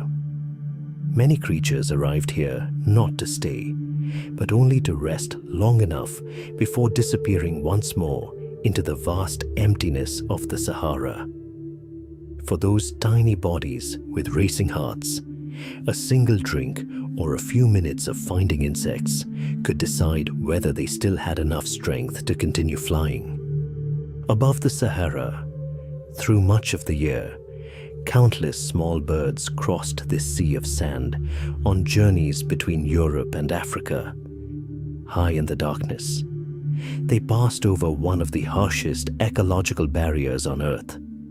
Beneath them stretched thousands of kilometers of dry ground, burning stone and nearly uninterrupted sand where water was scarce, food even scarcer, and shelter almost non-existent.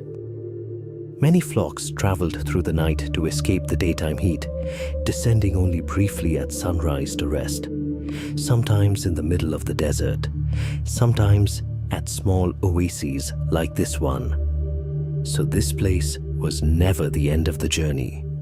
It was only a short breath between distances longer than the bodies of any bird stopping beside the water. A wheatear landed on a low rock near the shore, tilting its head toward a narrow crack between the stones before quickly pulling out an insect that had just emerged from the cold ground. It never stayed still for long. Seconds later, the pale little body had already moved to another shrub, always keeping its distance from the exposed open ground around it. Farther away, desert larks darted between scattered bushes across the dry flats. Their brown-gray feathers almost dissolved into the colors of stone and sand. In the weak light before dawn, it became difficult to tell where the birds ended and the desert began. After thousands of years, living in the open expanses of the Sahara and the rocky drylands stretching from North Africa through the Middle East and deep into Western India, their bodies seemed to have learned how to disappear before predators could fully notice them. Higher above, several bird silhouettes crossed the brightening sky before vanishing toward distant rocky hills. Some belonged to the Sahara itself.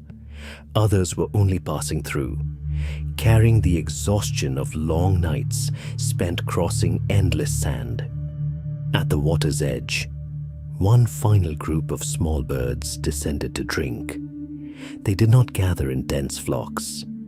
Each bird kept a slight distance from the next, lowering its head quickly to the water before immediately lifting it again to scan the sky overhead. In the desert, drinking is one of the most vulnerable moments of all. The instant a head lowers, the eyes leave the sky for only a few seconds, and sometimes a few seconds are enough.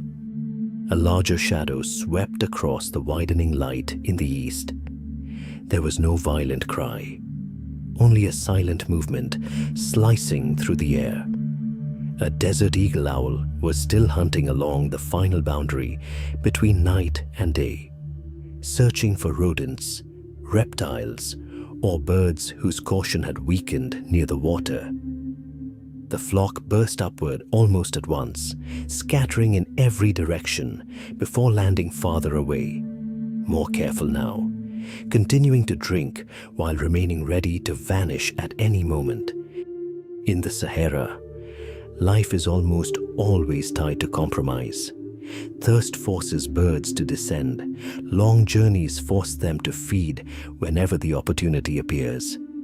Predators ensure they can never remain too long. The oasis becomes both sanctuary and exposure at once. As the first light of morning slowly touched the tops of the tallest palms, the Sahara revealed itself like an immense ocean without water. Some creatures spend their entire lives among its rocks and dry scrub. Others stop for only a few brief minutes before continuing toward another horizon. For migratory birds, every patch of green within the sand resembles a temporary island floating in the nearly endless emptiness of this world. Then, from beyond the expanding light, another rhythm of wings began to rise into the morning air, slower, lower, heavier than the small birds that had just left the water's edge. A flock of sandgrouse was approaching the oasis. They were not arriving simply to drink. They were about to carry water away from this place inside their own feathers, bringing life back into the waiting sea of sand before the sun awakened again.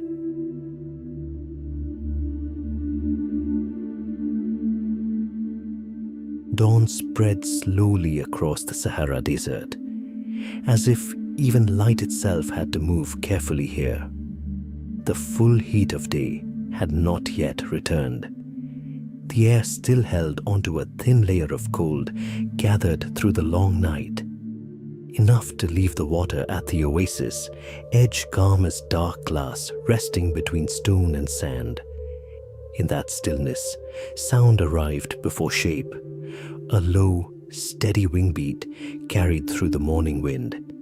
Then from the pale horizon, a flock of sandgrouse appeared, skimming close to the ground like soft arrows colored by the desert itself. They did not belong to tall trees or wide rivers. Sandgrouse were built for barren, open spaces, where the earth carried the dusty brown-gray colors of gravel, stone, and heated soil.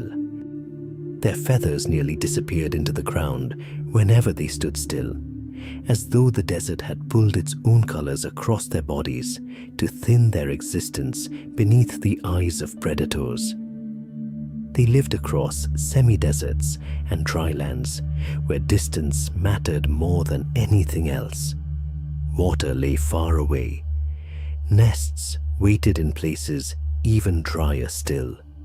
Between those 2 points stretched kilometers of exposed sand, scattered shrubs, and empty ground where any movement could be seen from far away.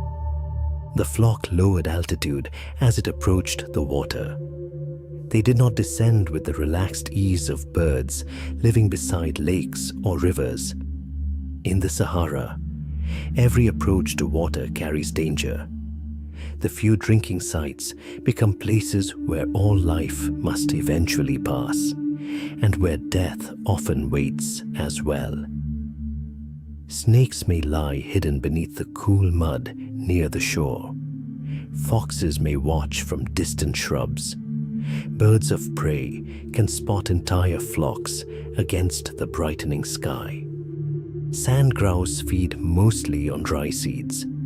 That diet makes them far more dependent on water than many desert predators or insect eaters. Because of this, they travel in flocks to water sources during the coolest hours of the day, usually at dawn or dusk. Drinking quickly before leaving again ahead of the rising heat and danger, Everything about their behavior is controlled by the distance between dryness and water. But the strangest part is not the journey itself. One male bird stepped into the shallow water near the edge. It did not simply lower its head to drink. Instead, it pressed its belly down against the surface, holding its body lower for several seconds. Specialized feathers beneath its body began absorbing water into microscopic structures that opened when wet. In most birds, feathers are designed to repel water. In Sandgrouse, the desert forced feathers to learn how to hold it instead. When the male lifted off from the lake, his body carried a little more weight. Not much, just enough to transport a small supply of water across the brutal emptiness of the Sahara. He flew over sand, shattered stone, and landscapes without even a patch of shade large enough to hide beneath. More than 20 kilometers could separate the water source from the place where the chicks waited. Inside a shallow nest that looked almost no different from a depression in pale gravel, the chicks pressed themselves tightly against the ground. Their feathers blended so completely into the desert floor that even the growing morning light nearly overlooked them. This was camouflage not designed for beauty, but for surviving a few more hours beneath the eyes of sand snakes, horned viper, fennec fox, and desert monitor lizards, constantly searching open ground for eggs and young birds. The father landed softly. No loud call followed, no display ritual. The chicks pressed their beaks into the damp feathers beneath his belly, drawing water from them drop by drop, as though drinking from an invisible stream flowing out of their father's body. The water had already left the oasis. It crossed the desert inside feathers before entering the body of a small creature that had never seen open water itself. It felt almost like a biological invention beyond ordinary logic. Distance created behavior. Aridity created feather structure. The inability of chicks to fly to water forced the desert to transform the adult bird's body into a living container.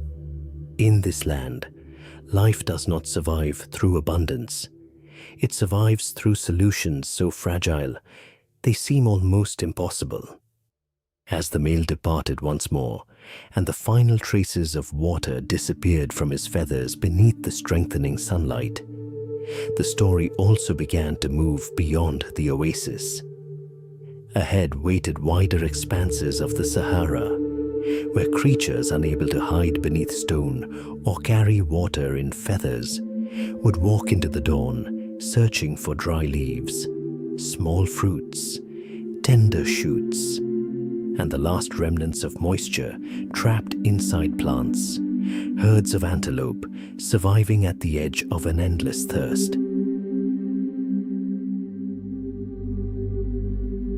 By now, light had returned to the Sahara, though the ground still carried the last trace of the night's coolness.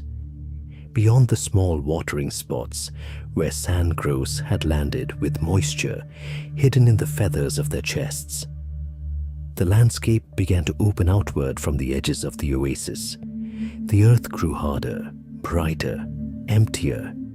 Gravel plains stretched toward the horizon, broken only by semi-desert scrublands where low acacia, sparse grass, and clusters of dry thorn bushes survived like fading memories of rain. Water no longer appeared as shallow pools, reflecting the first light of morning.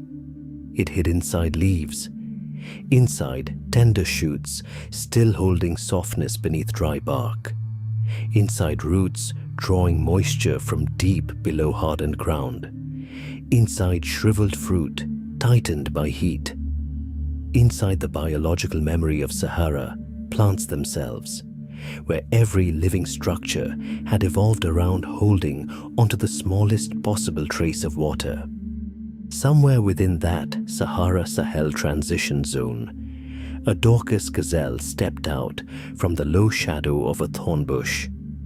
Its body was so small, light, and delicate, it almost seemed designed to eliminate every unnecessary loss. It did not move like the hoofed animals of fertile grasslands. Every step here carried calculation, because the openness of the Sahara held more than light. It held heat, exposure, and the cost of being seen. The Dorcas lowered its head and pulled a small cluster of leaves from an acacia branch. It chewed quickly, rarely remaining in one place for long. For a creature like this, feeding was never only about energy. Every leaf also meant moisture. Every fresh shoot held water hidden inside plant tissue before the sun grew strong enough to pull it back out of the open world. During the hottest months, most of their activity shifts toward dawn and dusk, when temperatures have not yet peaked and the body does not have to pay too heavily for every minute spent on the open plains. Their diet stretches from small flowers and dry fruit to young leaves and low desert shrubs. But in the Sahara, food has never been just nutrition. It is a water strategy. Farther away, where pale sand bands crossed into darker gravel fields, an addax moved slowly through the widening desert, larger than the Dorcas, heavier, older somehow in the feeling it carried. Its broad hooves spread its weight across soft sand, keeping each step from sinking too deeply. It did not move with urgency. The Sahara had taught bodies like this that long distances are not conquered through constant speed, but through conservation. Even the rhythm of the addax had slowed itself against drought. They can survive for long periods with almost no direct drinking water, drawing most of their moisture from plants and avoiding heavy activity during the fiercest daytime heat. Seen from afar, it looked less like a separate creature and more like an extension of the desert itself, as though the Sahara had stretched part of its own body into a living form that could walk. Farther out along the Sahelian edges, a dama gazelle sometimes appeared like a pale shadow, crossing light-colored ground. More fragile, far rarer, they carried the feeling of a species that once belonged to a far larger world than the fragments they still hold today. Small groups moved through low grass, dry shoots, and scattered shrubs. But their very presence had become so uncommon, it felt almost like an ecological memory left behind by the ancient Sahara. Another Dorcas stood in the low morning light, pulling more leaves from a thorn bush before instantly lifting its head toward the empty horizon. Feeding here was always an act of vigilance. The acacia was no longer background scenery. It was indirect water, a place where insects clung to dry thorns, a landing point for seed-eating birds, a gathering point where hoofed animals, small birds, and predators along the edge of the scrub were all drawn back to the same scarce thing. The wind shifted slightly. One Dorcas gazelle stopped chewing. Its tail twitched once. None of them ran immediately. In the Sahara, running is never free. A sudden escape burns energy quickly beneath the rising heat of morning. It raises body temperature. It drains water through breath and sweat. It can force an entire herd to abandon a rare feeding ground they may have spent hours finding. So they remained still for a few seconds longer, weighing the scent of a distant predator, drifting in with the wind against the price their bodies would pay if they chose wrong. Here, thirst has never meant only the absence of water. It means every survival decision must ultimately be measured in water. Then the gazelles continued across the gravel plains beneath the strengthening light. The distance between each animal remained carefully even, not close enough for panic to spread too quickly, not far enough to lose sight of one another. The silence of the morning was not empty. Somewhere far across the open ground, where there was not enough shadow to hide a large body completely, a predator so rare it had nearly become a Sahara legend might still be lying low behind a warming ridge of stone beneath the rising sun. The Saharan cheetah, almost invisible ghost of the endless dry plains.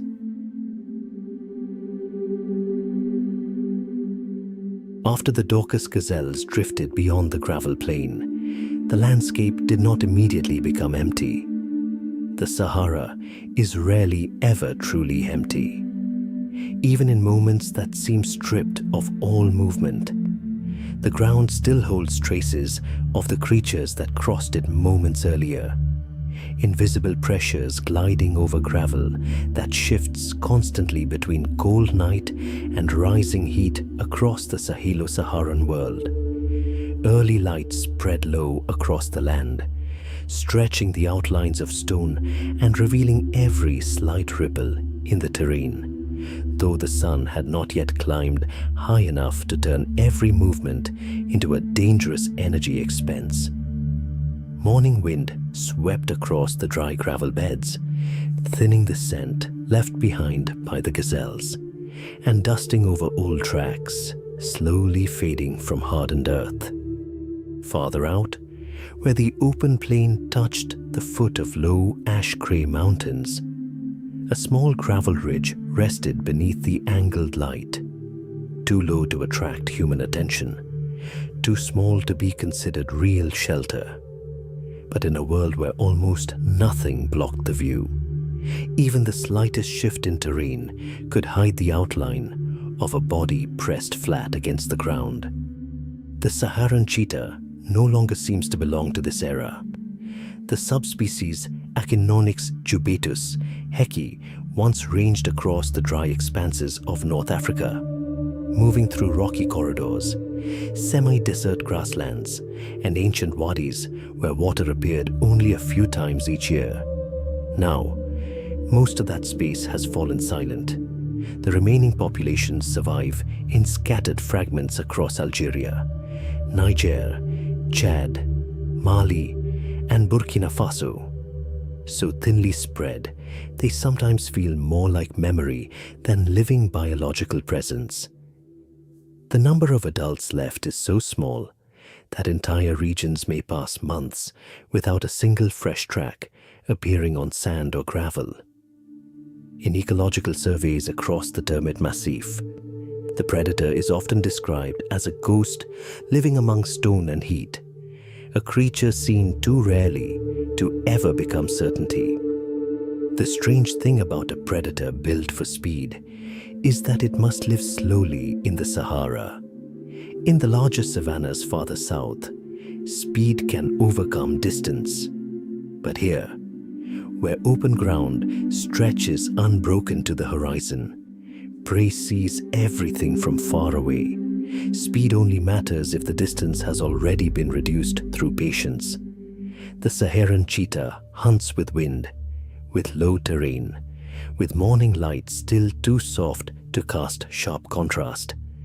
It lies motionless behind gravel ridges, shifting only a few meters before freezing again. Its lowered head nearly dissolving into the pale stone colors of the semi-desert. Ahead of it, a Dorcas gazelle drifted slightly away from the herd to feed on sparse shrubs growing from the dry ground. This small antelope survives through almost constant alertness. Its ears rotate independently toward every faint sound, its high-set eyes built to scan across open land. The very existence of rare predators like the cheetah shaped that permanently strained nervous system over thousands of years. In harsher regions, when larger opportunities fail to appear, The cheetah may also hunt desert hares or large ground-feeding birds. Young addax or weakened individuals sometimes become targets too, but only when distance, wind, and the prey's condition all tilt briefly toward a rare moment of advantage. Then the movement finally came, so fast it barely felt real. The gazelle herd exploded away from the ground like water thrown across heated stone. A brief streak of dust burst across the pale brightness of early morning. The cheetah's long, lean body opened into full speed within seconds, its spine flexing like a string pulled to its limit. But even speed is a resource that must be rationed in the Sahara. Charge too early, and water is lost. Body heat rises, and the herd recognizes danger before the distance closes enough. Charge too late, and the gap opens wider than any muscle can overcome. The chase ended almost as quickly as it began. The desert does not hold sound for long. Only dust remained, settling slowly beneath light, growing stronger minute by minute. The outcome of the hunt mattered less than the existence of the predator itself. Across the open Sahelo-Saharan world, large predators like the cheetah once formed an ancient layer of pressure that kept hoofed herds moving, alert, forever forced to choose between hunger and safety. When that layer disappears, the ecosystem loses part of its evolutionary memory as well. And when the dust finally vanished from the ground, the story did not stay with victory or failure. It remained with what was left behind among gravel and dry thorns. A faint scent of blood dissolving slowly into warming air. Strands of fur caught on low brush. Fragments of bone whitening beneath the rising sun. From there, other creatures would arrive. Quieter, more patient ones. Animals that do not need to carry out every hunt themselves, yet still ensure the Sahara never wastes death.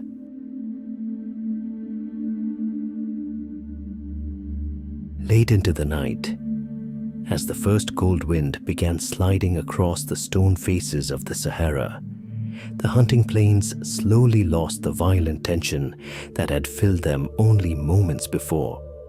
The cheetah had already vanished into the vast darkness beyond the gravel sea, leaving behind stretched tracks that slowly faded into the hardened sand. But the ground still carried the remains of the chase. A patch of fur caught on a low thorn bush trembled softly in the wind. Bloodstains had already begun drying into dark black marks across the pale stones.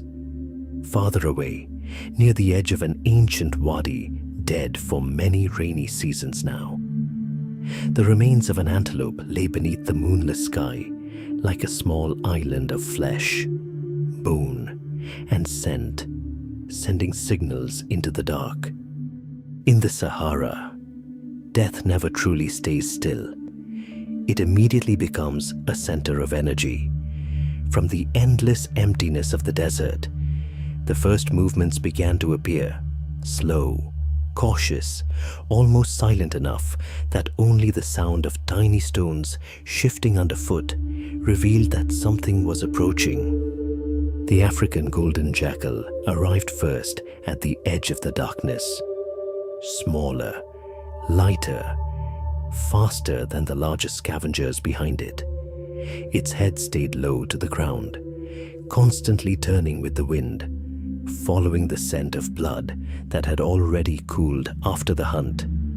This golden wolf belongs to no single survival strategy. It lives by adapting to whatever the desert leaves behind. In some seasons, it hunts small rodents across the gravel plains. In others, it feeds on dried wild fruit shriveled beneath the sun. Sometimes insects, sometimes carrion, sometimes anything still holding the last traces of energy not yet taken away. It tore quickly at the soft flesh left around the ribs, then instantly lifted its head toward the darkness behind it. In the Sahara, even scavengers live in constant alertness. No creature ever knows for certain whether it is feeding on death or standing beside another death already waiting in the night. Then from farther away, a heavier shape began moving across the cold stone plains. The striped hyena appeared without urgency, without aggression, without competition. It arrived later than almost every other species because its work existed deeper within the process of decay itself. A hyena's jaws were not made for the easy parts. They were made for what the rest of the world leaves behind, skin-hardened, dry beneath desert air. Tough cartilage joints, long bones still carrying energy hidden inside white marrow. The sound of jaws crushing bone echoed quietly through the Sahara night, dry and heavy like stone cracking in the cold. This creature does not represent horror. It represents the ability to go deeper into death than almost any other scavenger, unlocking the last remaining energy that this resource-starved environment cannot afford to waste.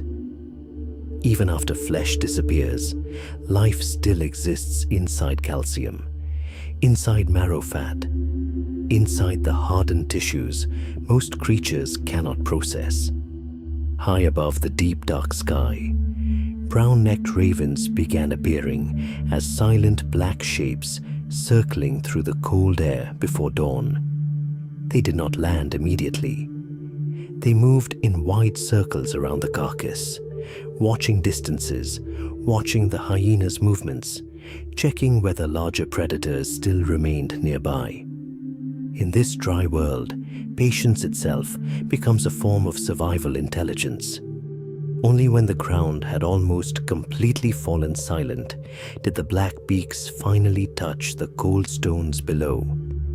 Small fragments continued to disappear. Thin strips of dried tissue were slowly stripped away.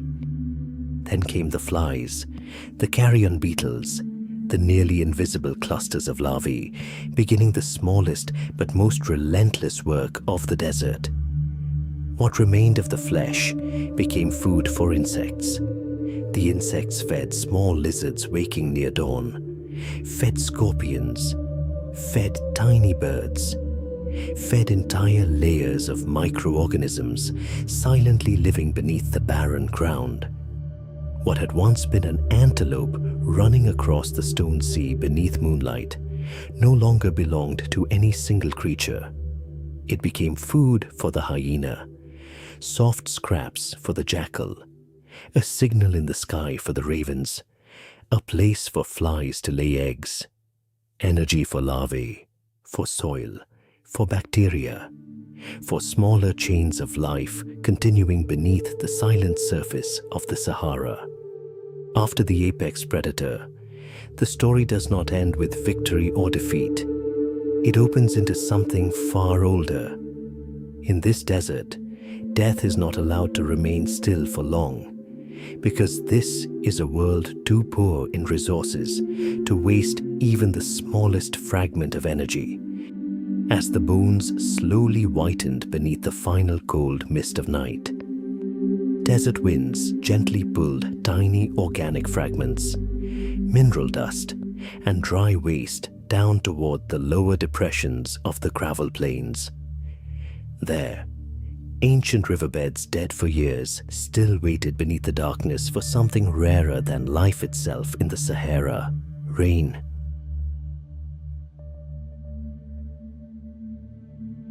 Near dawn, when the last remaining energy around the carcass had already been stripped from the gravel plains by the jaws of beetles, by night ants, by scavengers appearing only during the coldest hours of the Sahara.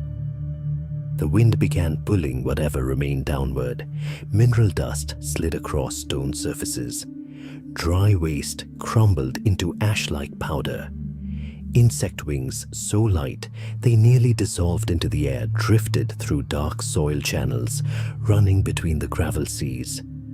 The entire desert moved slowly, silently, as though the darkness itself were gathering everything fallen from the burning surface above and carrying it toward a lower place that once belonged to water.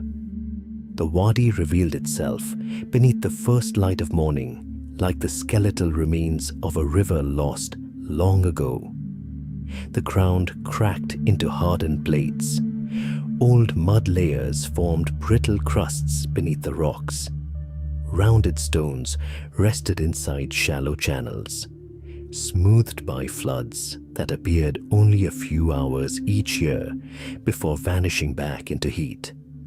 Along the higher banks, shrub roots drove deep into hardened soil, stretching far deeper than plants growing across the open dunes, as though they still remembered where water once passed. Between narrow fractures lay buried seeds, brittle insect shells, and rodent burrows opening like black entrances into ancient earth walls. No water flowed through this place now, no sound of a river, no obvious movement. Yet every shape inside the wadi still carried the memory of running water. Erosion marks carved into the dirt walls, rounded stones that wind alone could never shape, tiny particles trapped in cracks, exactly where weakening currents once abandoned them. The Sahara does not keep water for long, but it keeps the memory of water longer than human memory itself. And beneath the dry mud that appeared lifeless, countless living systems still waited. Desert toads lay buried deep inside cool soil, nearly motionless for months, sometimes years, until the first trace of moisture touched their sensitive skin. Insect eggs rested silently inside cracked earth, too small for the eye to notice. When the air changes, when humidity rises by only the slightest amount, flies, mosquitoes, beetles, winged termites, waves of young locusts can emerge almost all at once, as though the ground itself had received an invisible signal. Inside shallow rock pools that once held temporary water, the eggs of tiny crustaceans still slept beneath fine dust, enduring season after season of drought while waiting for rainfall large enough to awaken them again. The Wadi is not a dead place.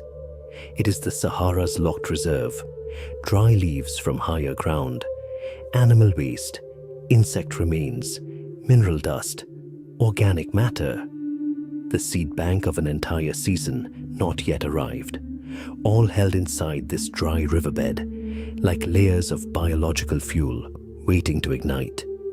The moment water returns, the entire system changes state almost instantly. Seeds absorb moisture, microorganisms awaken, larvae begin moving beneath softened mud. Birds gather along newly damp banks. Small predators follow the sudden appearance of life. But now, before full sunrise, everything still remained motionless. A seed beneath cracked mud, an insect nest beside a dead root, a rodent burrow opening along the cold dark bank. No large movement happened inside the wadi, yet the entire place carried the feeling of a held breath, as though the desert itself were waiting for a signal that had not yet arrived. And while the wadi rested beneath the first pale light of morning, the story began opening into another scale of time, far longer than a single desert night. Because all it takes is one rare storm passing overhead, and everything sleeping beneath the mud, beneath the stones, beneath the dry roots will no longer wait.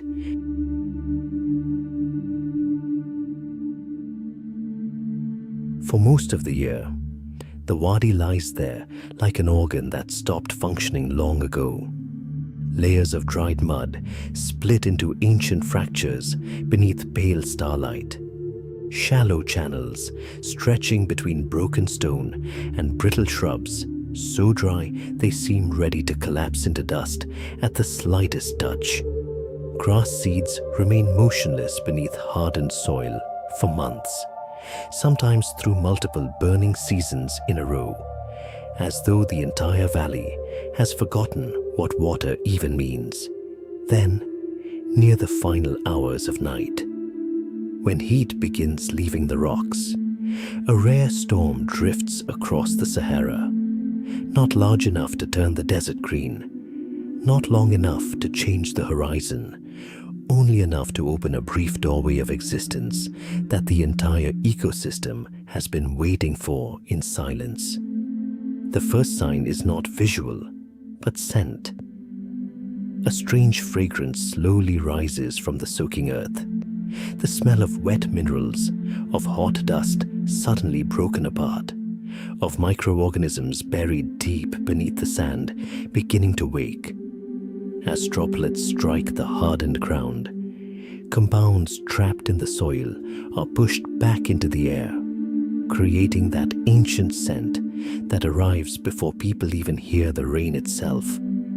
In the darkness, the Sahara seems to change its breathing before it changes its shape. Then sound begins spreading through the Wadi, water touching hollow stone, thin streams slipping through dry channels, mud softening beneath a fragile layer of water. A few insects lift themselves from the cold, wet earth. And then, from a place that only hours earlier was completely silent, an amphibian call suddenly echoes through the night, low, brief, solitary, as though it came from a world buried beneath the sand for too long. Desert toads and small frogs appear almost immediately around the temporary pools that have just formed. They do not have much time. In the Sahara, a newborn pond is already moving toward its death. Eggs are laid into shallow water, evaporating hour by hour. Tadpoles must grow faster than normal, transform faster than normal, leave the water before the sun returns and drains the entire temporary lake back into dust. That acceleration saves their lives, yet leaves quiet costs hidden inside their young bodies.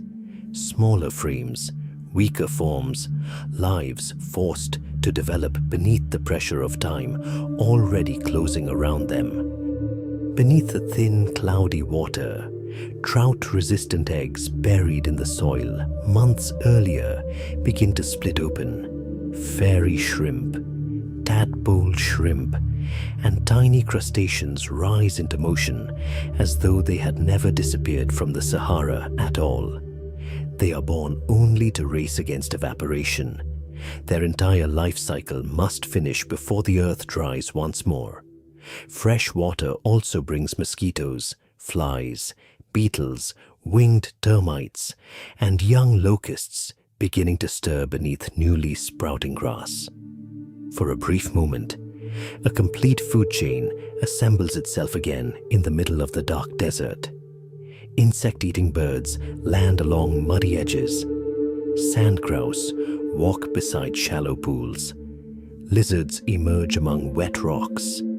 Further out in the darkness, a snake or small fox may already be following amphibian calls toward the place where life has suddenly erupted. The Sahara still awakens every night when the sun disappears beyond the horizon. But when water returns, even for only a few short hours, it awakens at a far deeper level, as though the entire desert is remembering an ancient memory locked beneath sand, stone, and heat for most of the year. As the temporary pools grow cloudy with tadpoles, larvae, and living mud shifting beneath the surface, the story begins leaving the Wadi behind and climbing upward. Above those rare channels of water, the mountains of the Sahara still preserve shade, rock fissures, dark caves and sometimes even trapped rainwater hidden deep inside stone hollows, lonely, high islands rising from an endless ocean of dryness.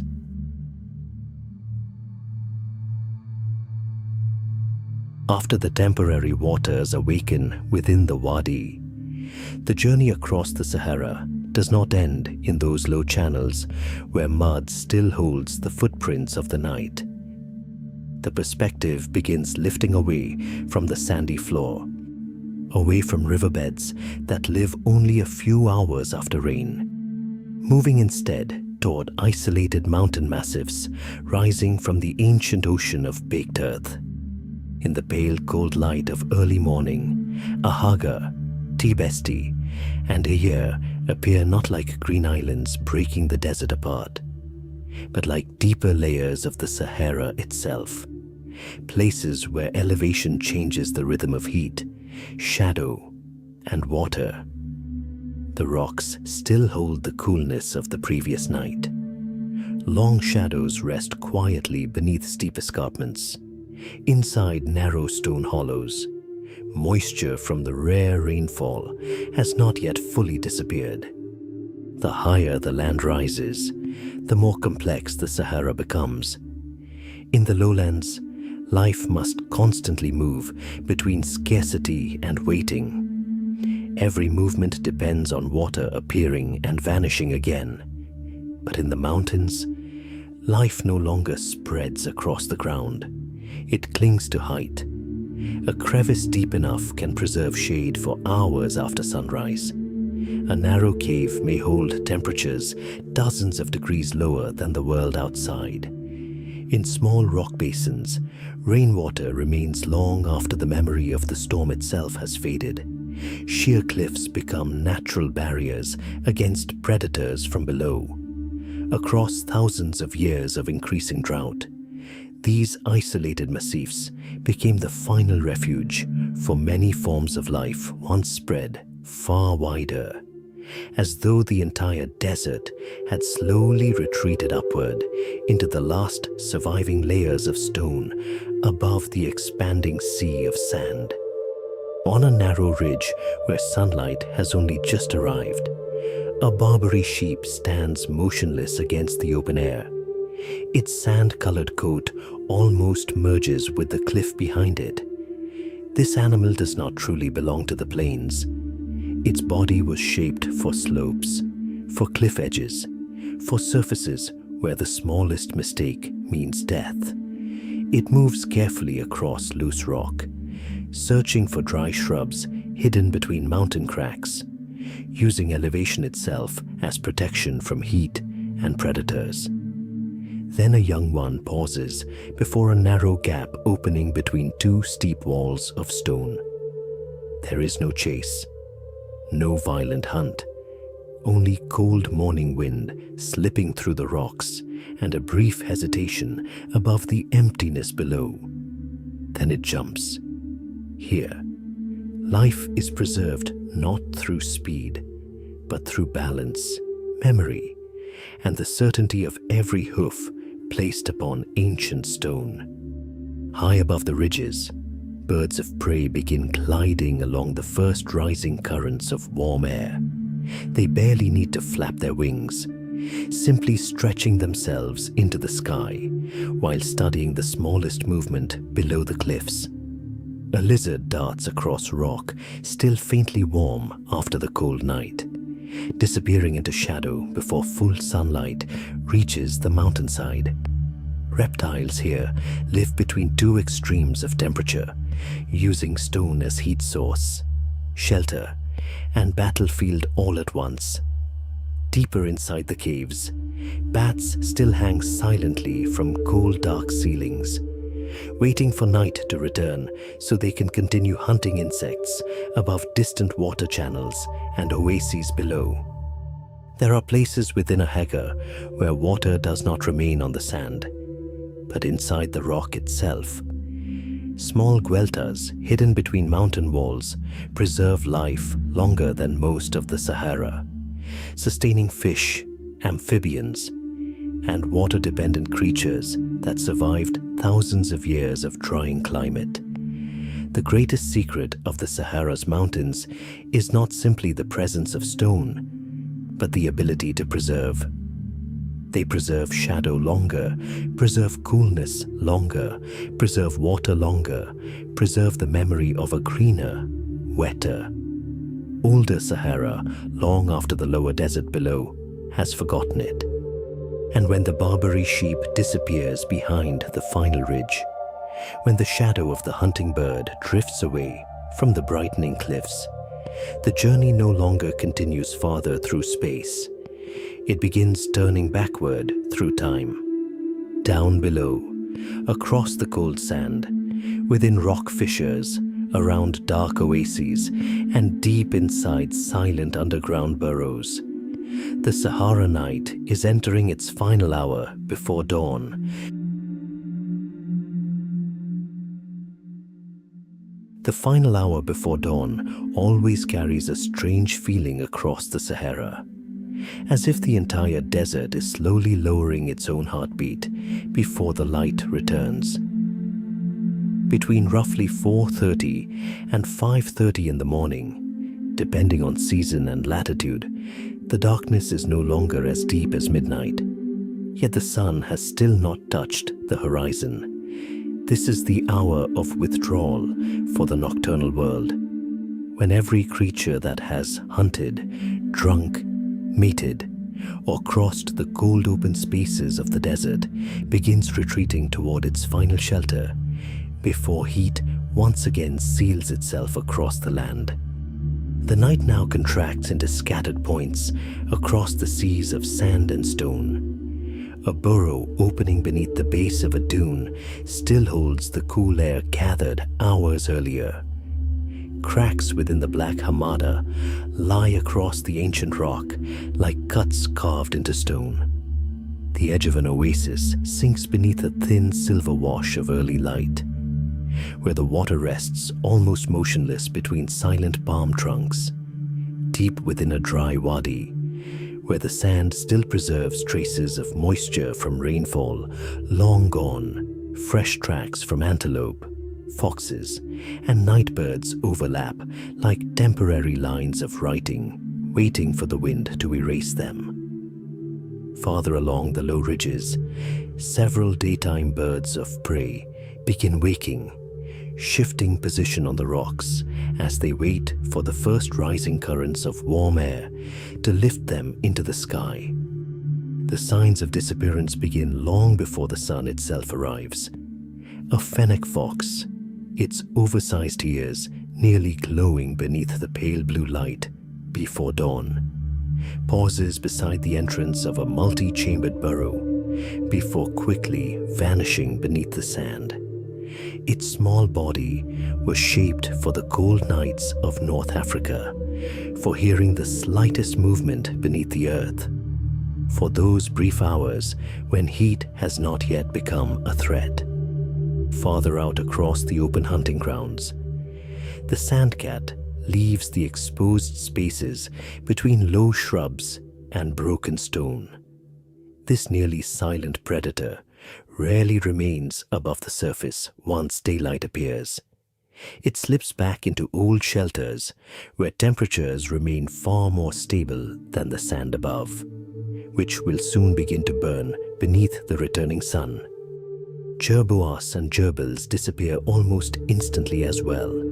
They bound across the ground in short broken bursts before diving into narrow tunnels, carrying dry grass seeds or scraps of food gathered during the night. Some push loose sand back around the entrance using their hind legs, narrowing the flow of heat that will soon descend from above, while also reducing the chance of predators locating the burrow. For desert rodents, a burrow is not simply protection from hunters.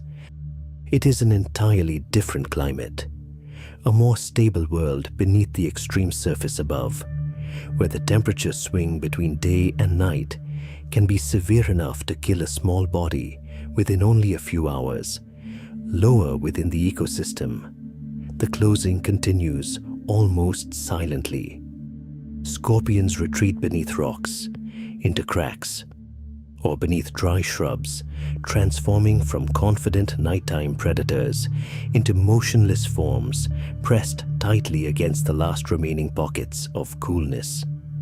Saharan horned vipers slide sideways across the sand in their distinctive sidewinding motion, leaving delicate curved trails behind before sinking beneath low brush into ground where temperatures remain steadier. Above them, the final bats return toward caves, hollow trunks, or abandoned structures, surrendering the low sky back to daytime birds and scavengers beginning to awaken. The climax of this hour no longer belongs to any single hunt. It lies in watching the entire system fold itself closed. A fox pauses at the entrance of its den and turns back for one final listen to the desert changing its voice. A jerboa disappears underground and does not return. A scorpion leaves behind a faint, dragging mark before vanishing beneath cold stone. A snake sinks into the sand as though the earth itself erased all evidence of its existence. The final bat crosses the open air and disappears into shadow. Around distant oasis trees, bird calls begin changing, becoming brighter, sharper, signaling that the shift of the daytime world is about to begin. What remains on the surface are only footprints, hollow insect shells, fresh dung, thin snake trails across the sand, and loose earth recently disturbed around burrow entrances. The Sahara does not lose its life when the sun rises. It simply seals that life away.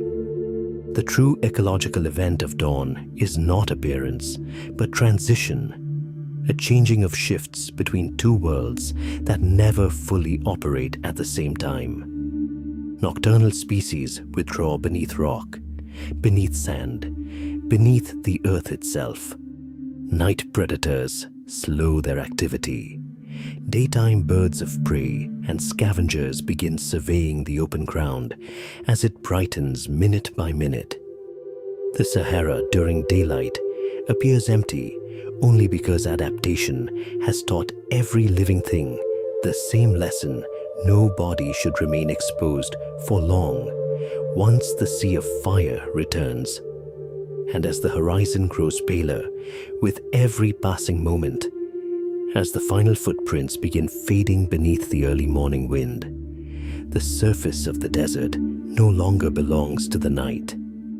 It becomes once again a massive heated roof stretched across the Sahara, a blazing layer above tunnels, rock crevices, and dark hidden chambers where an entire world has quietly retreated, waiting once more for the sun to pour fire back across the land. Dawn arrives slowly across the Sahara, almost without any clear moment separating night from day. The sky simply changes in silence, shifting from cold blue-gray into a thin layer of pale gold, like mineral dust dissolving through the air. Then the heat begins to return, first the sand, then the stones that held on to coolness through the long night. Massive sandstone walls slowly absorb the new light. Even the dry Wadi floors, resting deep below, begin warming layer by layer. And along the edges of the oases, where tree shadows still preserve the final traces of nighttime moisture, the spreading sea of fire eventually returns there too, moving steadily across the entire desert. The landscape that only hours ago was alive with small movements in darkness now returns to the image humans so often call empty. Seas of sand stretch outward beneath a white light growing harsher, minute by minute. Gravel plains lie fully exposed, flat, dry, silent, stone surfaces begin releasing faint waves of heat into the morning air. The wadis no longer carry the footsteps of antelope or the shifting sound of sand beneath the bodies of snakes. Water still remains within the oases, but the life of the night has withdrawn deep beneath leaves, into dark cracks in stone, into burrows cooler than the surface by only a few degrees, as though the Sahara itself is slowly folding shut beneath the light. Light makes everything easier to see, but it does not make the desert easier to understand.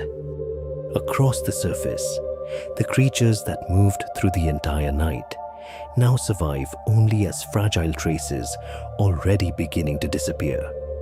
Thin jerboa tracks stretch across the dunes before abruptly ending at a sealed burrow entrance. A faint curved line marks where a Saharan horned viper crossed before dawn. Tiny excavation holes scatter around the roots of dry shrubs where beetles once worked. The tracks of a fennec fox already begin softening beneath the wind. A hollow insect shell lies overturned on stone. Fresh, dark pellets of dung remain near a burrow entrance, not yet dried beneath the returning heat. The ground now becomes a boundary between two worlds. Above it, light expands without end. Below it, life waits. Between those layers lies the sand itself, both roof and veil, covering an entire ecosystem that daylight deliberately hides from creatures not meant to belong here. And then, once most nocturnal animals have completely vanished from the surface, another species begins to appear during the hottest and briefest hours of the Sahara morning.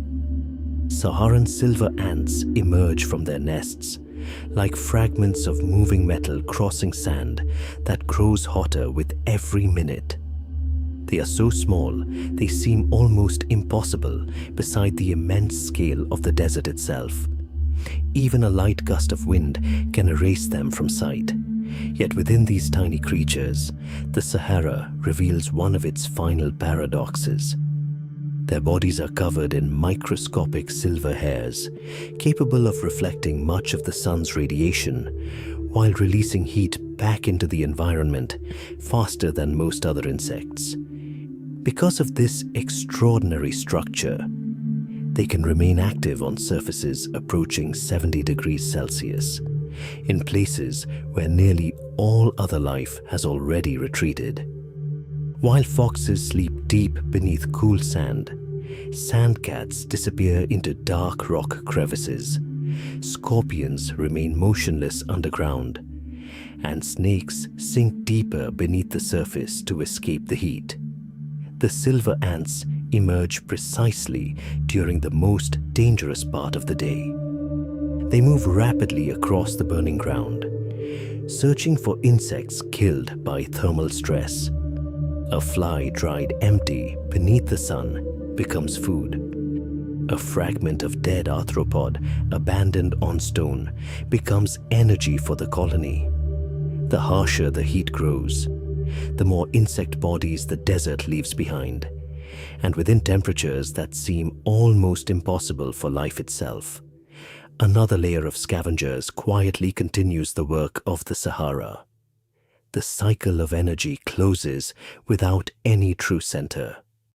Night belongs to predators, larger scavengers, eyes reflecting moonlight, and creatures that dare emerge only after the heat has fallen away.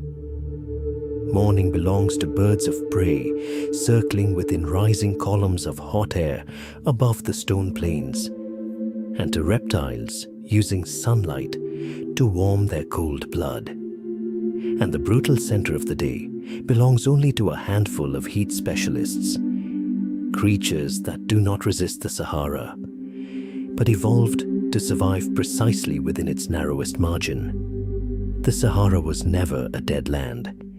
It is a world that knows how to close itself, a dry ocean where life does not flood across the surface, but breathes slowly beneath it, under sand, beneath stone, below layers of heat trembling beneath the white light of the desert sun. And when the sea of fire returns, the creatures of the night do not vanish from this planet. They simply retreat into the paths of the Sahara. Human eyes were never meant to see,